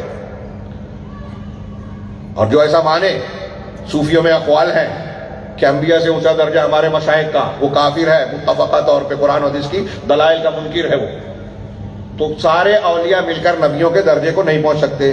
انبیاء کرام خود اپنی حاجتیں اللہ کے جناب میں پیش کر کے مانگ رہے ہیں اللہ سے، اولاد مانگ رہے ہیں، روزی مانگ رہے ہیں، مدد مانگ رہے ہیں، دشمن کے مقابلے میں اللہ تعالیٰ کی نصرت مانگ رہے ہیں. اور ہم ان کے در پر جائیں؟ انبیاء سے بڑھ کر کون ہے؟ انبیاء خود طاقت رکھتے تو مانگتے اللہ سے، وہ خود مانگ رہے ہیں. یہ توحید ہے، قرآن سکھا رہا ہے ہمیں توحید کہ اللہ سے مانگو. اللہ کے رسول صلی اللہ علیہ وسلم یہی حضرت ابن عباس کو سکھا رہے ہیں، ہم کو بھی یہی تعلیم دینا ہے. نوجوانوں کی ذمہ داری ہے کہ مانگو تو اللہ سے، مدد طلب کرو تو اللہ سے. اللہ کے رسول نے آگے فرمایا وَعْلَمْ أَنَّ الْأُمَّةَ لَوِ اجْتَمَعَتْ عَلَىٰ أَن يَنفَعُوكَ بِشَيْءٍ لَا يَنفَعُوكَ إِلَّا مَا قَدْ كَتَبَهُ اللَّهُ لَكَ. اور یہ بات اچھی طرح دماغ میں رکھو، نوجوانوں، مردوں اور عورتوں، سب لوگ یہ دماغ میں رکھو کہ ساری کائنات اکٹھا ہو جائے، ساری امت مل جائے آپ کے حق میں، اور یہ کوشش کرے کہ آپ کو کوئی فائدہ پہنچا دے. آج سوچتے ہیں کہ میرے حق میں فلاں آ گئے تو بڑا اچھا ہے، ہاں بدعتی ہے، خرافاتی ہے، دوستی کر لو، سیٹ آدمی ہے، تعلق والا ہے تو پیسے والا ہے، فائدہ ہوگا. اگر اللہ نہیں چاہے تو آپ بادشاہ کے دوست بن جائے، کچھ فائدہ نہیں ہوگا. ساری امت مل کے فائدہ پہنچانا چاہے. اللہ کے رسول نے فرمایا فائدہ نہیں پہنچا سکتے مگر وہی جو اللہ نے تمہارے لیے لکھ دیا. ہاں وَلَوِ اجْتَمَعُوا عَلَىٰ أَن يَضُرُّوكَ بِشَيْءٍ مَا لَمْ يَضُرُّوكَ لَا يَضُرُّوكَ إِلَّا مَا قَدْ كَتَبَهُ اللَّهُ عَلَيْكَ. اور اگر ساری امت اور کائنات کے لوگ مل کر یہ چاہیں، پوری امت مل کر یہ چاہے کہ تم کو نقصان پہنچا دے تو نقصان اتنا ہی پہنچا سکتے ہیں جتنا اللہ نے تمہارے خلاف لکھا ہے، ورنہ نہیں لکھا ہے تو ایک بال بھی کا نہیں کر سکتے. وقت کا نمرود ہے، حضرت ابراہیم کو جلا نہیں سکتا علیہ الصلوۃ والسلام. تو نوجوانوں ابراہیم کے دین پر چلیے، دنیا کا کوئی نمرود آپ کو جلا نہیں پائے گا. موسیٰ علیہ السلام کے طریقے پر اور عقیدے کو اختیار کیجیے، رب سے مانگیے. دنیا کا کوئی فرعون اگر اللہ نہیں چاہے تو آپ کا نقصان نہیں پہنچا سکتا. جناب محمد رسول اللہ صلی اللہ علیہ وسلم کے طریقے پہ چلیے. ساری قوم مل کر شب ہجرت آپ کو ننگی تلوار لے کر منتظر تھی، آپ کا بال بھی کا نہیں کر سکی. پورے سفر ہجرت میں ہم دیکھتے ہیں، پوری حیات میں دیکھتے ہیں. ہاں نبی کریم صلی اللہ علیہ وسلم کی حیات طیبہ میں 18 مرتبہ آپ کے خلاف قتل کی کوشش اور سازش ہوئی، اللہ نے حفاظت فرمائی. وہ رب ہماری اور آپ کی بھی حفاظت کرے گا. یہ جو دو جملہ اللہ تعالیٰ کے رسول صلی اللہ علیہ وسلم نے حضرت ابن عباس سے کہا کہ مانگو تو اللہ سے، مدد طلب کرو تو اللہ سے، یہ ایک بات. دوسری یہ کہ کوئی تم کو نفع اور نقصان نہیں پہنچا سکتا مگر اتنا ہی جتنا اللہ چاہے. یہ آپ اسے کیا سمجھتے ہیں؟ یہ ہماری زندگی کا رخ اور ہماری شخصیت کی تعمیر کی بنیاد ہے. اگر آپ نے یہ چیز اپنے ذہن و دماغ میں بسا لی تو آپ سے زیادہ بہادر، خوددار، صابر اور اخلاقی خوبیوں کا انسان ہو ہی نہیں سکتا. یہ عقیدہ ہمارے اخلاق کی تعمیر کرتا ہے. جب ہم کو یہ پتہ چل جائے کہ اللہ نے نفع اور نقصان جو لکھا ہے، جو ملنا ہے وہی ملے گا، تو ایک نوجوان سوچتا ہے کہ میں فلاں سے شادی کروں، نہیں ہو سکی، مایوس ہو جائے گا. مجھے مال حاصل ہو، مجھے فلاں نوکری ملے، نہیں ملی، مایوس ہو جائے گا؟ نہیں، اسے فوراً یہ نصیحت اللہ کے رسول کی یاد آئے گی، اللہ نے جو لکھا ہے وہی ملے گا. اس سے قناعت، صبر، حالات کا سامنا کرنے اور اس کا مقابلہ کرنے کا جذبہ، حوصلہ، بہادری آئے گی. یہ کوئی معمولی بات نہیں ہے. حضرت عبادہ بن صامت رضی اللہ تعالیٰ عنہ، سنن ابو داؤد کی روایت ہے، اپنے انتقال کے وقت حضرت اپنے بیٹے کو بلاتے ہیں اور ان کو کہتے ہیں یا بنیا انکا لا تجد طعم الایمان حتی تعلم ان ما اخطأک لم یکن لیصیبک وما اصابک لم یکن لیخطئک. کہ بیٹے تم اس وقت تک ایمان کی لذت نہیں پا سکتے. ایک صحابی رسول جو علماء میں سے ہے، عبادہ بن صامت رضی اللہ تعالیٰ عنہ، اپنے بیٹے کو آخری وقت میں یہ بات کہہ رہے ہیں. آخری وقت میں باپ بیٹے کو جو نصیحت کرے گا، وصیت کرے گا، وہ کتنی اہمیت کی حامل ہوگی. اب یہ صحابی ہیں، عالم صحابی ہیں، اور وہ کہہ رہے ہیں. اختصار کے ساتھ دیکھیے زندگی کو بنانے والی نصیحت اس حدیث سے جوڑ کر دیکھیے جو ہم پڑھ رہے ہیں. اللہ کے وہ کہتے ہیں عبادہ بن صامت رضی اللہ تعالیٰ عنہ کہ آپ تم ایمان کی لذت اس وقت تک نہیں پا سکتے جب تک یہ یقین نہ کر لو. حتی تعلم، میں اس کا ترجمہ علم کا یقین سے ترجمہ کر رہا ہوں. یہ یقین نہ رکھو کہ انا ما اصابک لم یکن لیخطئک، کہ جو تم کو ملا ہے وہ چھوٹ نہیں سکتا تھا، اور جو چھوٹ گیا وہ مل نہیں سکتا تھا۔ پھر اس کے بعد حدیث سنی کہ اللہ کے رسول کو میں نے فرماتے ہوئے سنا کہ سب سے پہلے جب اللہ نے قلم کو پیدا کیا، قلم سب سے پہلے، عرش کے بعد سب سے پہلے قلم پیدا کیا، اور پھر اسے قیامت تک کی چیزیں لکھنے کا حکم دیا، وہ روایت اس سے استدلال کیا۔ یہ ایک جملہ، ایک بات جو اپنے بیٹے کو، نوجوان بیٹے کو جو صحابی بتا رہے ہیں، کیا تربیت کر رہے ہیں؟ وہ نوجوانوں کی ذمہ داری پر قائم رہنے، دین پر استقامت کا بہت بڑا ہتھیار ہے کہ اللہ رب العالمین ہم کو جو مل گیا وہ اللہ کی مشیت سے ملا ہے، وہ چھوٹ نہیں سکتا تھا۔ مجھے جو ملا کوئی دنیا کی کوئی طاقت چھین نہیں سکتی تھی، روک نہیں سکتی تھی، اور مجھے جو نہیں ملا دنیا کی کوئی طاقت مجھے دلا نہیں سکتی تھی، میں اس کے لیے سر پھوڑ لوں، کچھ بھی کر لوں، نہیں مل سکتا تھا۔ ہماری خواتین، مائیں بہنیں سنیں کسی معاملے میں کہ ایسا کر لیتے تو یہ ہو جاتا، وہ ایسا کر لیتے تو یہ ہو جاتا، تمہاری غلطی سے برتن ٹوٹ گیا، ایسا نقصان ہو گیا، جو ہونا تھا وہ ہو کر رہے گا۔ یہ عقیدہ مضبوط بنائیے۔ تو اللہ کے رسول صلی اللہ علیہ وسلم نے یہی فرمایا، اس میں توحید اور تقدیر پر ایمان کی مضبوطی آتی ہے۔ ہاں، اللہ کے نبی صلی اللہ علیہ وسلم نے جو حضرت ابن عباس کو جو ہے تلقین فرمائی، اگر آپ اللہ کے رسول صلی اللہ علیہ وسلم کی حدیثوں کو چھانے پھٹکیں تو یہ تعلیم آپ کو جگہ جگہ نظر آئے گی۔ حضرت معاذ بن جبل رضی اللہ تعالیٰ عنہ کو اللہ کے رسول صلی اللہ علیہ وسلم فرما رہے ہیں کہ کیا تم جانتے ہو اللہ کا حق بندوں پر، بندوں کا حق اللہ پر کیا ہے؟ کہا اللہ اور رسول بہتر جانتے ہیں۔ آپ نے فرمایا اللہ کا حق بندوں پر یہ ہے کہ اس کے ساتھ شرک نہ کریں، اور جب وہ یہ حق ادا کر دیں تو اللہ نے اپنے اوپر یہ حق متعین کیا ہے۔ تشریح کے ساتھ کہہ رہا ہوں، اللہ کا حق، بندوں کا حق اللہ پر یہ ہے کہ انہیں عذاب نہ دے۔ یعنی اگر کوئی شرک کیے بغیر اس دنیا سے چلا گیا، بچ گیا شرک سے، تو وہ جنت میں جائے گا۔ اگر گناہ زیادہ کیا تو پہلے جہنم میں، یا اللہ کی مشیت کے مطابق معافی پا کر جہنم میں جانے کے بعد جنت میں جائے گا، یا ابتدائی دور میں جائے گا، جنت میں جائے گا ضرور جو شرک کے بغیر مرا۔ اور یہیں آپ ان تعلیمات کو یاد کر لیں کہ اگر کوئی شرک اکبر پر مر گیا، شرک اکبر پر، نوجوانوں کی، مردوں کی، بوڑھوں کی، عورتوں کی، سب کی پہلی ذمہ داری یہ ہے کہ توحید اور شرک کو سب سے زیادہ توجہ کے ساتھ سیکھے جانے۔ اس سے بڑھ کر کوئی چیز نہیں ہے۔ اللہ کے رسول اللہ کی حدیث ہے کہ قیامت کے دن اللہ تعالیٰ، صحیح بخاری مسلم میں، سب سے ہلکے عذاب والے جہنمی سے سوال کرے گا کہ اگر میں تجھ کو پوری دنیا دے دوں، لو کان لک ما فی الدنیا، اگر دنیا کی ساری ما فی الدنیا، دنیا میں جو کچھ تھا وہ سب تجھ کو مل جائے تو کیا اکنت تفتدی بہ، کیا تو اس کو فدیہ دے کر، اس کو دے کر اپنے آپ کو عذاب سے چھڑانا چاہے گا؟ کہا، وہ کہے گا نعم، ہاں کیوں نہیں۔ ہاں، اللہ کہے گا کہ نہیں، یہ قد طلبت منک اہون من ذلک، او کما قال، کہ میں اس سے بہت ہلکی چیز میں نے تجھ سے مانگی تھی، وانت فی صلب آدم، جبکہ تو آدم کی پیٹ میں تھا، میں نے تجھ سے مانگا تھا، طلب کیا تھا کہ میرے ساتھ کچھ بھی شرک نہیں کرنا، مگر تو نے انکار کیا، مانا ہی نہیں۔ تو اب دنیا دینے کی بات کیا کر رہا ہے؟ شرک کتنی بڑا گناہ ہے۔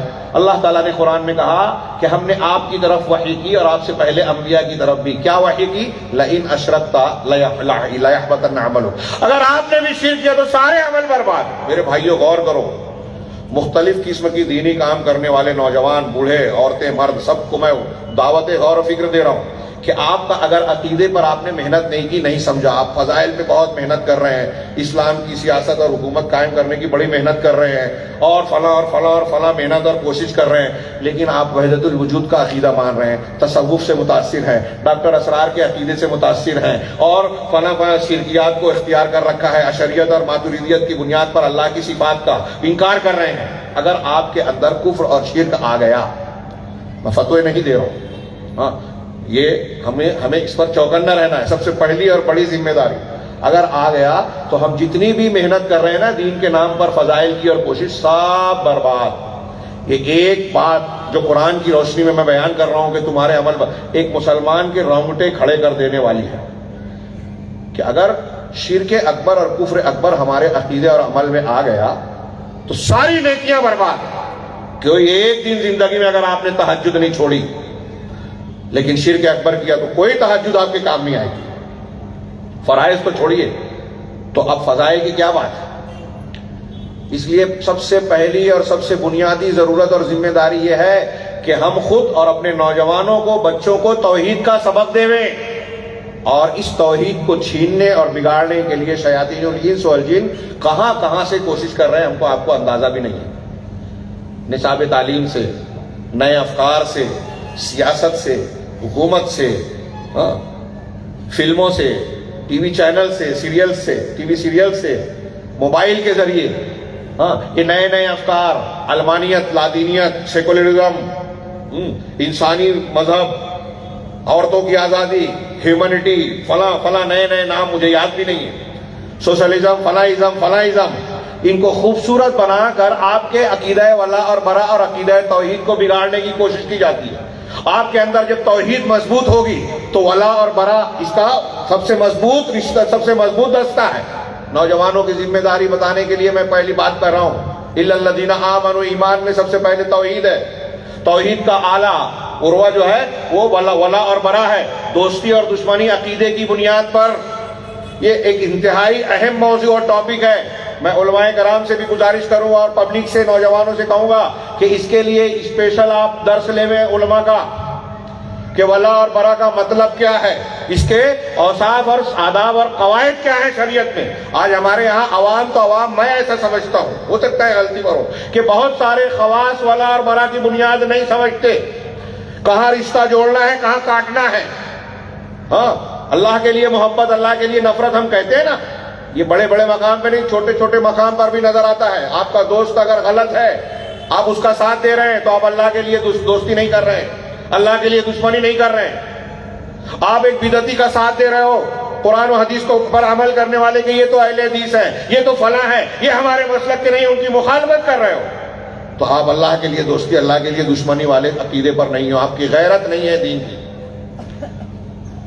آپ کی غیرت مر گئی تو ہماری بچیاں مرتد ہو رہی ہیں، غیروں سے شادیاں کر رہی ہیں۔ یہ غیرت ولا اور برا مر جانے کا نتیجہ ہے۔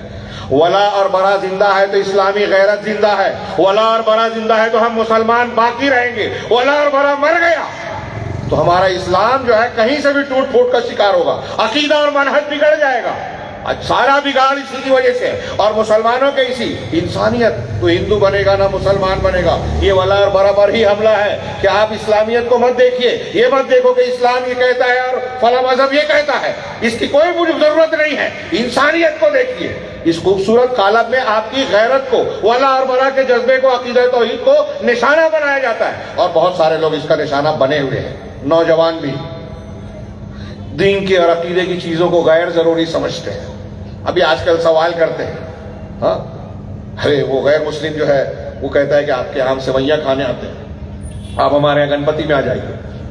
ہمیں انہیں بتانا چاہیے، اگر ہم ان سے کہیں کہ آپ سوئیاں مت کھائیے ہمارے یہاں گوشت کھائیے آ کے بقرعید کو، تو کیا جواب دے گا؟ ایک لیڈر کہتے ہیں، میں نے پارلیمنٹ کے ایک لیڈر کی زبان سے سنا، تم کہیے بھائی آئیے آپ ہمارے یہاں بڑے کا گوشت کھائیے، تو وہ کیا کہے گا کہ اس سے ہمارا دھرم نشٹ ہو جائے گا، بگڑ جائے گا۔ تو ایک مسلمان یہ نہیں کہہ سکتا کہ شرکیہ چیزوں میں حصے داری سے ہمارا دھرم نشٹ ہو جائے گا۔ انہیں بتائیے، سمجھائیے، یہ ہمارے لیڈروں اور علماء کا بھی کام ہے، یہ بتائیں کہ حدود کیا ہیں۔ اب امتحان کی کیفیت میں لاتے ہیں اور فرقہ پرست اس کو استعمال کرتے ہیں کہ مسلمان بھارت ماتا کی جے نہیں بولتا، مسلمان جو ہے وہ ترنگے کا یہ نہیں کرتا، اور مسلمان یہ نہیں کرتا، ملکوں کی پوجا نہیں کرتا، جو جن گن من والے معاملے میں اور دوسرے معاملات میں وندے ماترم نہیں بولتا۔ تو ان کو بتائیے کہ ہم وطن سے محبت کرتے ہیں، وطن کی پوجا نہیں کرتے۔ انہیں سمجھائیں، قانون میں بتائیں کہ ہمارے ایک مسلمان کے نزدیک جناب محمد رسول اللہ صلی اللہ علیہ وسلم سے بڑھ کر کوئی شخصیت ہے ہی نہیں۔ مخلوق میں سب سے زیادہ احترام اور محبت ہم محمد صلی اللہ علیہ وسلم سے کرتے ہیں، لیکن آپ کو بھی پجنی نہیں مانتے، پوجا کے اور عبادت کے لائق نہیں مانتے، اللہ کا شریک نہیں مانتے، اور جو مانتا ہے اس کو کافر مانتے ہیں، مشرک کہتے ہیں۔ جب ہم اللہ کے رسول صلی اللہ علیہ وسلم کی پوجا نہیں کرتے، ماں باپ کی پوجا نہیں کرتے، تو وطن کی کیوں کریں؟ ماں باپ کی پوجا نہیں کرتے تو اس کا یہ مطلب نہیں ہے کہ ماں باپ سے محبت نہیں کرتے۔ اللہ کے نبی صلی اللہ علیہ وسلم کی پوجا نہیں کرتے تو اس کا یہ مطلب نہیں کہ اللہ کے رسول سے محبت نہیں کرتے، ان کے لیے جان دینے کے لیے تیار ہے۔ محبت اور پوجا، پجنی ہونا، آدرنی ہونا دو الگ چیزیں ہیں، تو یہ ہمیں سمجھانا چاہیے۔ لیکن ایسی چیزوں کو بطور مثال پیش کر کے ہم کو امتحان میں ڈالا جاتا ہے، کوئسچن مارک پیدا کیا جاتا ہے حب الوطنی پر، اور جرم کے کٹہرے میں کھڑا کیا جاتا ہے ملزمین کے طور پر، اور وہیں ہمارا نوجوان جو ہے وہ علماء کو تولنا شروع کرتا ہے کہ مولوی مخالفت نہیں کرتا، ڈرتا ہے، بزدل ہے۔ مولوی کے سامنے، علماء کے سامنے دونوں تینوں پہلو ہوتے ہیں۔ ان نزاکتوں کو ایک جاہل آدمی غور نہیں کرتا اور تحریکیت کا کو اختیار کرتا ہے، اور ایجنسیاں ان کو کرنے دیتی ہے، بڑھنے دیتی ہے، پہلے ثبوت اکٹھا کرتی ہے، پھر ان کو شکار کرتی ہے، ان کے ذریعے سے دوسروں کو بھی پھانستی ہے۔ یہ ہمارے نوجوانوں کو سمجھ میں نہیں آتا۔ تو مسلم نوجوان کا سب سے پہلا کام ہے کہ اپنے عقیدے اور منہج کو درست کریں۔ یہ آپ کو ہر جگہ روشنی دکھائے گا۔ ہاں، اور اللہ کے نبی صلی اللہ علیہ وسلم کی یہ جو میں نے حدیث پیش کی، اس کے تناظر میں یہ عرض کروں کہ عقیدہ توحید اور عقیدہ توحید کے تقاضوں کو خوب اچھی طرح سمجھیں۔ ہمارے یہاں مسجد میں کتابوں کا درس شروع کریں، عقیدے کی کتابیں، اور قابل علماء کرام کی خدمات لے میں، ان کو بڑے سے بڑا معاوضہ دینا پڑے دیجئے، پھر بھی ان کا احسان مانیے۔ یہ جاہلوں سے متاثر ہونا چھوڑ دیجئے ٹی وی چینل اور سوشل میڈیا کے زمانے میں، کہ فلاں ڈاکٹر، فلاں مفکر، فلاں جو ہے انجینئر اور فلاں، یہ جو ہے لانچ کیے گئے ہیں یہود و نصارہ اور روافض کی طرف سے، آپ کے ایمان و عقیدے کا شکار کر رہے ہیں۔ علماء ربانیین کا ساتھ پکڑیے۔ میں بات کو سمیٹوں، کافی طویل ہو گئی، کہ سب سے پہلا فرض ہے الا الذین آمنوا، کہ وہ لوگ جو خسارے سے بچنے والے، جو ایمان والے ہیں۔ تو مسلم نوجوان کا پہلا کام، پہلی ذمہ داری ہے کہ اپنے ایمان و عقیدے کو درست کرے۔ اب اس کو درست کرنے کے جو طریقے ہیں، تربیت کے جو آداب ہیں، وہ بیان کرنے کا وقت نہیں ہے، آپ سنتے رہتے ہیں، پڑھتے رہتے ہیں اور معلوم کر سکتے ہیں کہ جو طریقہ ہے تربیت کا، وہ طریقہ اختیار کیا جائے۔ ان میں اگلا جو میں جملہ پیش کرنے چاہ رہا ہوں، وہ تربیت کا طریقہ بھی متعین کرے گا۔ وَعَامِلُوا الصَّالِحَاتِ، إِلَّا الَّذِينَ آمَنُوا کے بعد وَعَامِلُوا الصَّالِحَاتِ، وہ لوگ خسارے سے بچنے والے ہیں جو نیک عمل، صالح عمل کرنے والے ہیں۔ صالح عمل کسے کہتے ہیں؟ آپ کو ایک عمل اچھا لگا، کرنے لگے، اچھا ہو گیا۔ مجھے ایک عمل اچھا لگا، میں کرنے لگا، اچھا ہو گیا۔ اللہ کے نبی صلی اللہ علیہ وسلم سے ہم کو اتنی محبت ہے تو آپ کی ولادت کے دن کو جشن منائیں، یہ میری سمجھ میں آ رہا ہے، آپ کی سمجھ میں آ رہا ہے، تو ایسا سمجھ لینے سے وہ دین بن گیا، اچھا ہو گیا، اللہ کے ہاں کار خیر بن گیا؟ نہیں۔ صاف اعلان ہے جناب محمد رسول اللہ صلی اللہ علیہ وسلم کو، ہر مسلمان کو یہ حدیث یاد ہوگی، من عمل عملا لیس علیہ امرنا فہو رد۔ دوسری حدیث، من احدث فی امرنا ما لیس منہ فہو رد۔ ایک دونوں بخاری مسلم میں، ایک صرف مسلم میں۔ جس نے کوئی ایسا عمل کیا جس پر ہمارا حکم نہیں ہے، وہ مردود ہے، کتنا بھی خوبصورت دکھے۔ بدعات جو ہیں وہ اچھائی کے پہلو میں ہی آتی ہیں، چوری، ڈکیتی، زنا میں بدعت نہیں ہوتی، نیکیوں میں، عبادت میں بدعت ہوتی ہے۔ سبحان اللہ، الحمدللہ۔ ہمارے لوگ کہتے ہیں 15 شعبان کو آپ عبادت کو بدعت کہتے ہیں، وہاں رات میں نماز ہی تو پڑھتے ہیں نا۔ شیعوں کی ایجاد کی ہوئی رات، ان کے 12ویں امام کی پیدائش کا دن، اسی خوشی میں حلوہ بانٹتے ہیں۔ سنی جو ہے بس کیا فرق پڑتا ہے، نماز ہی پڑھتے نا۔ تو نماز اچھی چیز ہے، آپ کا دماغ بولا آپ پڑھ سکتے ہو۔ ہاں، سجدہ بہت اچھی چیز ہے، میں سوال کروں کہ ایک رکعت میں 3 سجدہ کر سکتے ہیں کیا؟ تو عام آدمی بولے نہیں، رسول اللہ صلی اللہ علیہ وسلم نے کہا 2 سجدہ تو 2 ہی کیا جائے گا۔ تو بھائی یہاں جب آپ اتنی آسانی سے سمجھ جاتے ہو تو دوسرے امور میں کیوں نہیں سمجھتے کہ اللہ کے رسول اللہ کی حیات طیبہ میں 23 سال 12 ربیع الاول، 9 ربیع الاول، 8 ربیع الاول آیا، صحابہ کرام کی زندگیوں میں آیا، خلفائے راشدین کے زمانے میں آیا، محدثین کے زمانے میں آیا، ائمہ اربعہ کے زمانے میں، کسی نے 12 ربیع الاول کو جشن کا دن نہیں منایا، محفل میلاد منعقد نہیں کی۔ اب آپ کی عقل اتنی زیادہ ہے، ان سے آگے بڑھ گئے محبت رسول میں آپ۔ تو عامل الصالحات کو نہیں سمجھنے کا یہ نتیجہ ہے۔ نوجوانوں کی، مسلمانوں کی دوسری بڑی ذمہ داری ہے کہ ایمان کے ساتھ عمل صالح، اس کو جانے کہ عمل صالح کسے کہتے ہیں۔ اس کے لیے 2 شرطیں ہیں۔ ہاں، ایک یہ کہ اخلاص، اللہ کے لیے اخلاص۔ جو پہلا ہم نے عقیدہ درست کرنے کی بات کہی، اس عقیدے کے ساتھ اللہ تبارک و تعالیٰ کے لیے اخلاص جڑا ہوا ہے۔ شرک کسی بھی طریقے کا، شرک اکبر تو شرک اکبر، شرک اصغر بھی نہ ہو، آپ کے عمل میں ریاکاری، دنیا طلبی، شہرت طلبی نہ ہو، نام و نمود نہ ہو، یہ ہے اخلاص۔ اور آج ہمارے یہاں مسلمانوں میں یا تو عمل نہیں ہے، یا عمل ہے تو سنت کے مطابق نہیں ہے، یا پھر اخلاص نہیں ہے۔ یہی ہے بحران مسلمانوں کا سب سے بڑا، اخلاص نہیں ہے، بہت بڑا بحران۔ ہم عمل نہیں کرتے اور چاہتے ہیں کہ نام ہو، تھوڑا سا کیا بھی تو شہرت طلبی، دکھاوا، ہاں تاریخ میں نام ہو, سوشل میڈیا پر فوٹو آئے, جگہ جگہ چشمہ ہو, جتنا کیا نہیں ہے اس سے زیادہ مظاہرہ ہو, تو پھر عمل کی برکت اور مدد کہاں ملے گی جب آپ کا عمل اللہ کے لیے ہے ہی نہیں؟ اور اللہ اجر کہاں سے دے گا, برکت کہاں سے آئے گی؟ تو عمل کے قبول ہونے کے لیے پہلی شرط اخلاص, انما الاعمال بالنیات, اور دوسری شرط کیا ہے؟ متابعت رسول. جو میں نے 2 حدیثیں پیش کی, اس حدیث اور اس کے علاوہ قرآن کی 20 آیتیں دلیل میں پیش کی جا سکتی ہے کہ اللہ کی اطاعت, رسول کی اطاعت. اللہ رسول اللہ صلی اللہ علیہ وسلم جو کچھ لائے ہیں, لقد کان لکم فی رسول اللہ اسوۃ حسنہ, تمہارے لیے اللہ کے رسول کی ذات میں بہترین نمونہ ہے. اب نمونہ ہے عقیدے میں, رسول کا جو عقیدہ ہے وہی ہمارا ہو, رسول نے جیسے عبادت کی ویسے ہی ہماری نماز ہو. آپ نے صاف کہا کہ نماز ویسے پڑھو جیسے مجھے دیکھا ہے, صلوا کما رأیتمونی اصلی, خذوا عنی مناسککم, حج کے ارکان مجھ سے سیکھو. ادھر ادھر سے فلاں امام, فلاں پیر صاحب, فلاں کا کشف, فلاں کا خواب, فلاں کا احتمال رائے نہیں چلے گی. اللہ کے رسول کی حدیث آ گئی تو کسی کی بات نہیں چلے گی. موسیٰ اور عیسیٰ علیہ السلام کی بات بھی نہیں چلے گی. بالکل صاف شفاف دین. لیکن مانتا کون ہے؟ محمد رسول اللہ کا کلمہ پڑھ رہے ہیں, اللہ کے رسول سے محبت کا اعلان کر رہے ہیں, لیکن رسول کی سنت بیان کیجیے تو کہتے ہیں کہ ہمارے امام کا تو یہ کہنا ہے. ٹھیک ہے یہ حدیث ہے, لیکن امام صاحب کو مانتے ہیں تو یہ مانیں گے. ٹھیک ہے یہ حدیث ہے, ہمارے پیر صاحب یہ کہتے ہیں. ٹھیک ہے یہ حدیث ہے, ہمارے مفتی صاحب کا فتویٰ اس کے خلاف ہے. ٹھیک ہے یہ حدیث ہے, لیکن باپ دادا کا یہ طریقہ. ٹھیک ہے قرآن حدیث سے کہتا ہے, لیکن مائیں بہنیں کہتی ہیں کہ رسم و رواج چلا آ رہا ہے جو دین کے لیے سب سے زیادہ نقصان دہ چیز ہے. رسم و رواج کو چھوڑ نہیں سکتے, قرآن حدیث چھوڑیں گے.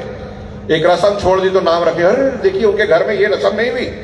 لیکن ایک آدمی فرض نماز چھوڑے گا, کوئی نہیں کہتا دیکھو اس نے نماز چھوڑ دی. آج ہمارا سماج یہاں اس درجے پہ گیا ہے. میں جو کہہ رہا ہوں علامہ ابن قیم نے لکھا ہے کہ رسوم اس درجہ کبھی کبھی پہنچ جاتی ہے کہ اس کے چھوڑنے پہ لوگ بدنام کرتے ہیں, لیکن فرائض دین کو چھوڑنے پر کوئی کچھ نہیں کہتا. تو کیا ہم نے دین کو سمجھا؟ تو عامل الصالحات میں ایک شرط یہ کہ ہمارا عمل مخلصانہ ہو, اخلاص والا. دوسری شرط یہ کہ رسول کی متابعت ہو. اور یہاں دوسری اہم ذمہ داری میں مرد اور خواتین سے بتانے جا رہا ہوں. پہلی اور دوسری یہ میری 2 ذمہ داریاں اگر آپ نے قبول کی اور اس پر عمل کیا تو مجھے لگے کہ اللہ رب العالمین نے مجھے یہاں موقع دے کر جو ہے میری بات کو, میرے آنے کو قبول کر لیا. اللہ قبول فرمائے. تو دوسری ذمہ داری یہ ہے کہ جب ہم کو عقیدے میں, منہج میں, عبادت میں, حلال حرام میں, معاملات میں, حقوق کی ادائیگی میں, ساری زندگی کے ہر شعبے میں محمد صلی اللہ علیہ وسلم کی پیروی کرنی ہے. لقد کان لکم فی رسول اللہ اسوۃ حسنہ وما آتاکم الرسول فخذوہ وما نہاکم عنہ فانتہوا. جو رسول دے لے لو, جس سے منع کر دے رک جاؤ. میں اکثر اس کو پیش کر کے سوال کرتا ہوں کہ آپ بتائیے کہ دنیا میں کسی اور کے بارے میں اللہ تعالیٰ نے یہ کہا ہے کیا کہ جو فلاں پیر صاحب کہے لے لو, جس سے منع کر دے رک جاؤ, فلاں امام صاحب جو کہیں لے لو, جس سے منع کر دے رک جاؤ. کسی کے بارے میں کہا ہے؟ اس لیے میں کہتا ہوں ہمارے ہاں جو جھوٹی سچی حکایتیں, واقعات بیان کیے جاتے ہیں کہ فلاں ہوا میں اڑتے تھے, فلاں پانی پہ چلتے تھے, فلاں آنکھ میں بیٹھتے تھے, کھیلتے کودتے تھے, ہاں فلاں کرامت کھیلتے تھے, اتنے وضو سے اتنی نماز پڑھتے تھے, بالغ ہونے کے بعد جو وضو کیا تو مرنے تک ٹوٹا ہی نہیں وضو. ایسی جو بھی باتیں کرتے ہیں, صحیح یا غلط, ہم سب مان بھی لیں اگر, تو سوال کریں کہ کیا ان کی ان حکایتوں کی بنیاد پر ان کو وہ درجہ مل سکتا ہے جو اللہ تعالیٰ نے جناب محمد رسول اللہ صلی اللہ علیہ وسلم کو عطا کیا ہے کہ جو وہ دے لے لو, جس سے منع کر دے رک جاؤ. تمہارے لیے ان کی شخصیت میں بہترین نمونہ ہے.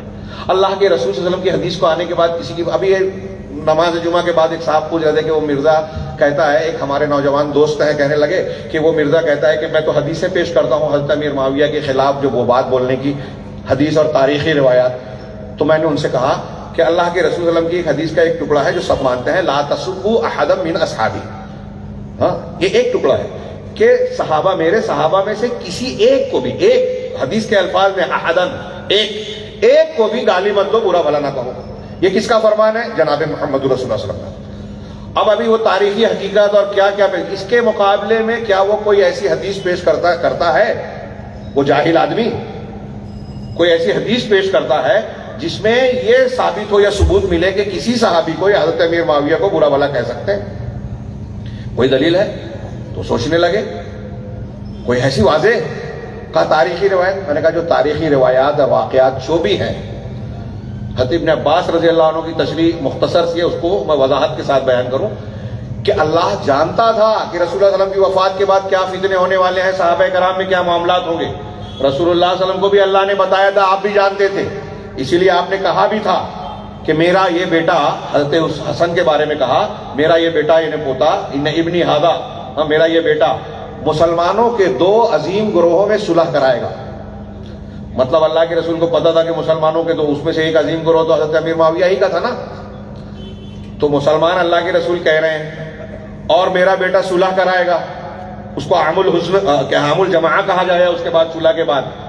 تو نبی صلی اللہ علیہ وسلم کو پتا تھا اختلاف ہوگا, جھگڑا لڑائی ہوگی, اس کے باوجود آپ نے کہا کہ میرے صحابہ میں سے کسی کو بھی گالی نہیں دینا. تو میں نے کہا یہ مرزا انجینئر یا دوسرے رافضی صفت لوگ جو ہیں یا روافظ جو ہیں یہ اللہ کے رسول صلی اللہ علیہ وسلم سے زیادہ قابل ہیں, یا آپ اور ہم؟ آپ خود دل سے فتویٰ دیجئے کہ نبی صلی اللہ علیہ وسلم نے کہا ایک صحابی کو بھی برا نہیں کہنا, اور مرزا تاریخی روایت پیش کر کے کہہ رہا ہے, تو کیا ہم مان لیں؟ آپ مرزا کی اس جاہل کی بات مانو گے؟ رافضیوں کا ایجنٹ, جھوٹا متضاد بیان, جس کے تضادات آج لوگ پیش کر رہے ہیں سوشل میڈیا پہ, اور ایسے جتنے بھی صحابہ کرام کے مخالفین ہیں آپ کو وہاں جھوٹ, دھوکہ اور فریب دہی نظر آئے گی. اللہ کے رسول صلی اللہ علیہ وسلم کا فرمان. تو میں یہی عرض کر رہا ہوں کہ نبی صلی اللہ علیہ وسلم کے فرمان کو ماننا ہے. اب دنیا کا کوئی کتنا بھی قابل دکھائی دے رہا ہے, اگر وہ بدعقیدگی پیش کر رہا ہے رد کر دیں گے ہم. افراد کو کچھ خوبیاں سب میں ہوتی ہے. اب ہمارے نوجوان یا کچھ لوگ کہتے ہیں کہ اچھائیاں دیکھو برائیاں نہیں. اہل بدعت کے بارے میں یہ اصول صحیح نہیں ہے. اپنے نوجوان لڑکوں اور لڑکیوں کو موبائل پر یا دوسرے جگہوں پہ ایسے لوگوں کی تقریریں سننے سے روکیے. بہت اچھی تقریر کرتے ہوں گے, لیکن اگر ان کے یہاں بدعت ہے, بدعقیدگی ہے, شرک ہے, خرافات ہے, صحابہ کرام پر طعن و تشنیع ہے, حدیثوں کا انکار ہے, وحدت الوجود یا عقیدہ توحید کے خلاف کوئی چیز پائی جاتی ہے, ایسی تقریروں کو سننے سے سختی سے گریز کیا جائے.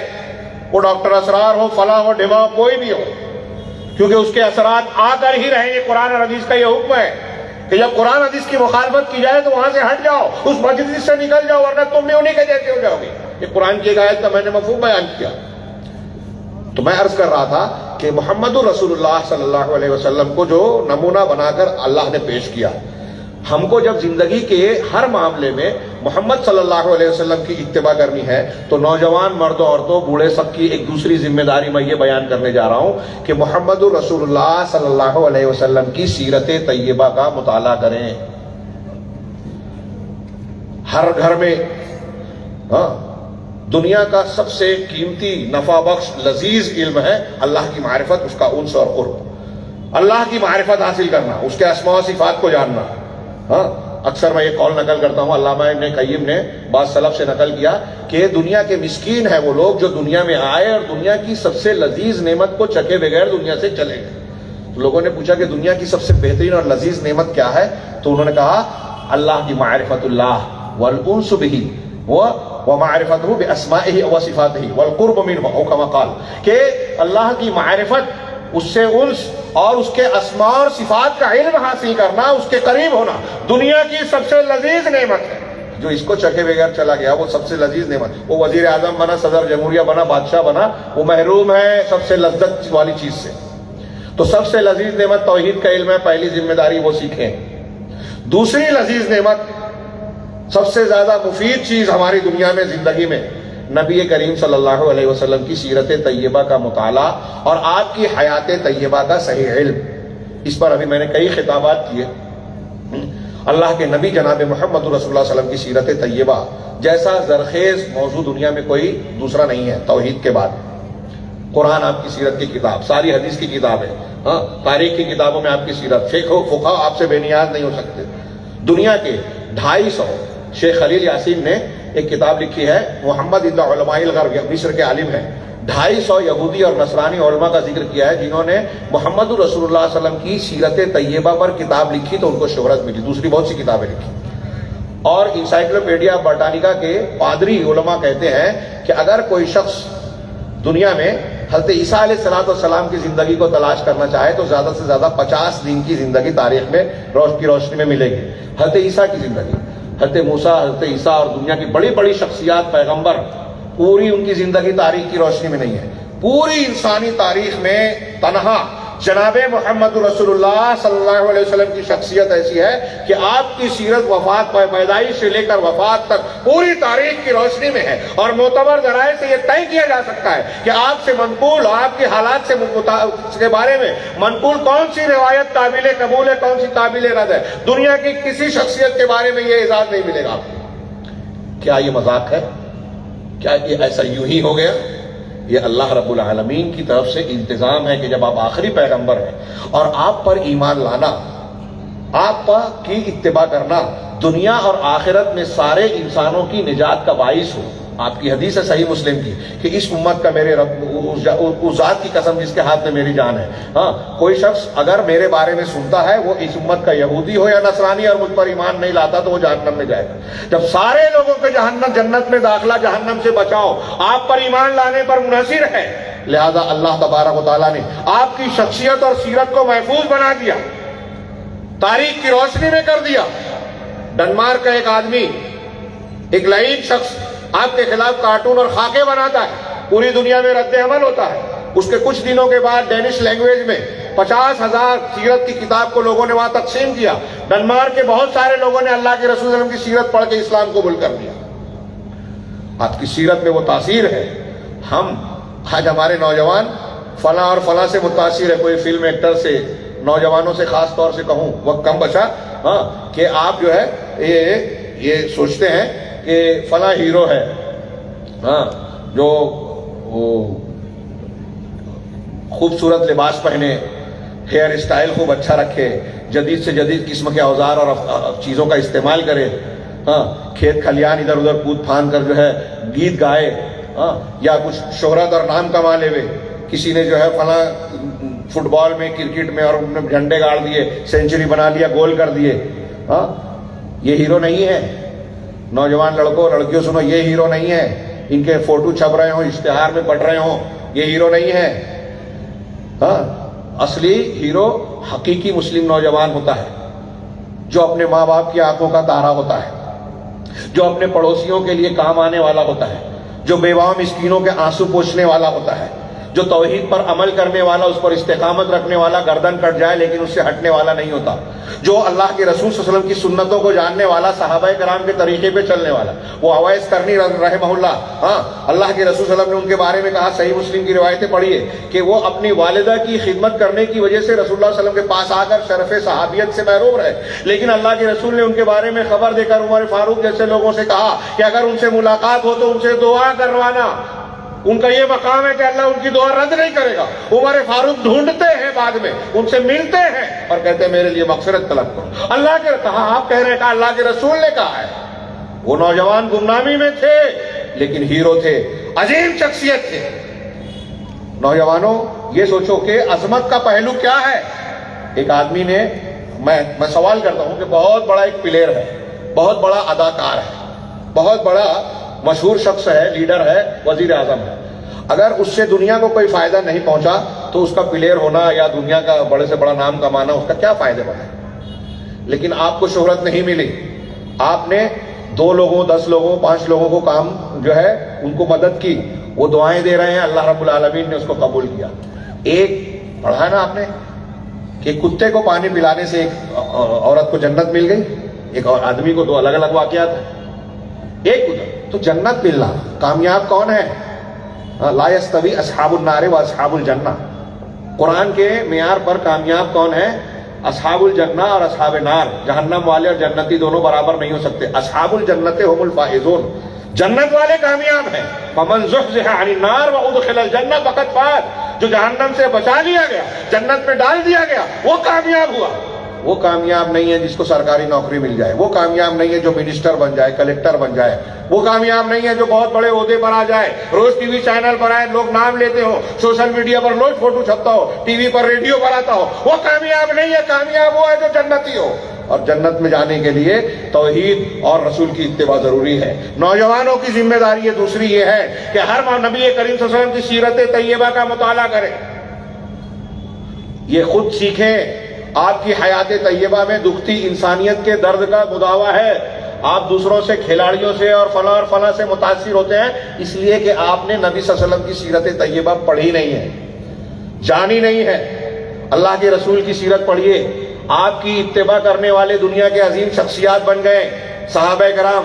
والٹر اور ایک یورپی شخص کہتا ہے کہ دنیا میں کبھی بھی تاریخ انسانی میں ایک زمانے میں اتنی عظیم شخصیات اکٹھا نہیں ہوئے جتنے صحابہ اللہ کے رسول صلی اللہ علیہ وسلم کی تربیت کرتے ہوئے زیر تربیت صحابہ کرام کی شکل میں جمع ہوئے۔ ایک زمانے میں اتنے بڑے بڑے لوگ۔ وہ ہیروز کا لفظ استعمال کرتا ہے، ہمارے یہاں اس کو برا سمجھا جاتا ہے، عظیم شخصیات. نبی صلی اللہ علیہ وسلم وہ ہیں کہ آپ کی اتباع کرنے والا بڑا آدمی بن جاتا ہے. دنیا کا کوئی ولی، کوئی پیر ولی نہیں بن سکتا اللہ کا جب تک رسول کی اتباع نہ کرے. قل ان کنتم تحبون اللہ فاتبعونی، اللہ سے محبت ہے تو میری اتباع کرو. اللہ سے محبت کا معیار رسول کی اتباع ہے. تو رسول کی اتباع کے بغیر آپ اللہ کے قریب ہو سکتے ہیں کیا؟ نوجوانوں سے سوال ہے. رسول کی اتباع کے بغیر آپ اللہ کے قریب. اس لیے اللہ کے رسول صلی اللہ علیہ وسلم کی سیرت طیبہ پڑھیے. آپ کی شخصیت کو اگر آپ جانیں گے تو دنیا کے کسی انسان سے آپ مرعوب نہیں ہوں گے. توحید اور رسول کی سیرت جاننے والا انسان یہ چمک دمک سے متاثر ہو کر ٹی وی پر کوئی آ رہا ہے، کسی کے نام کے سامنے بہت سارے القاب لگ رہے ہیں، اس کو فالوور جو ہیں وہ 5 کروڑ ہو گئے، اس کو ٹی وی چینل پر دیکھنے والے، ان سے متاثر نہیں ہوتا. ہم اصولوں کو دیکھتے ہیں اور یہ توحید اور اتباع سنت یا رسول اللہ صلی اللہ علیہ وسلم کی شخصیت کو جاننے کے بعد آپ کے اندر یہ مادہ آئے گا اور اسی کی روشنی میں آپ ہر معاملے کو طے کریں گے. وقت نہیں ہے، آگے بڑھتا ہوں. وَعَمِلُوا الصَّالِحَاتِ الَّذِينَ آمَنُوا وَعَمِلُوا الصَّالِحَاتِ وَتَوَاصَوْا بِالْحَقِّ وَتَوَاصَوْا بِالصَّبْرِ.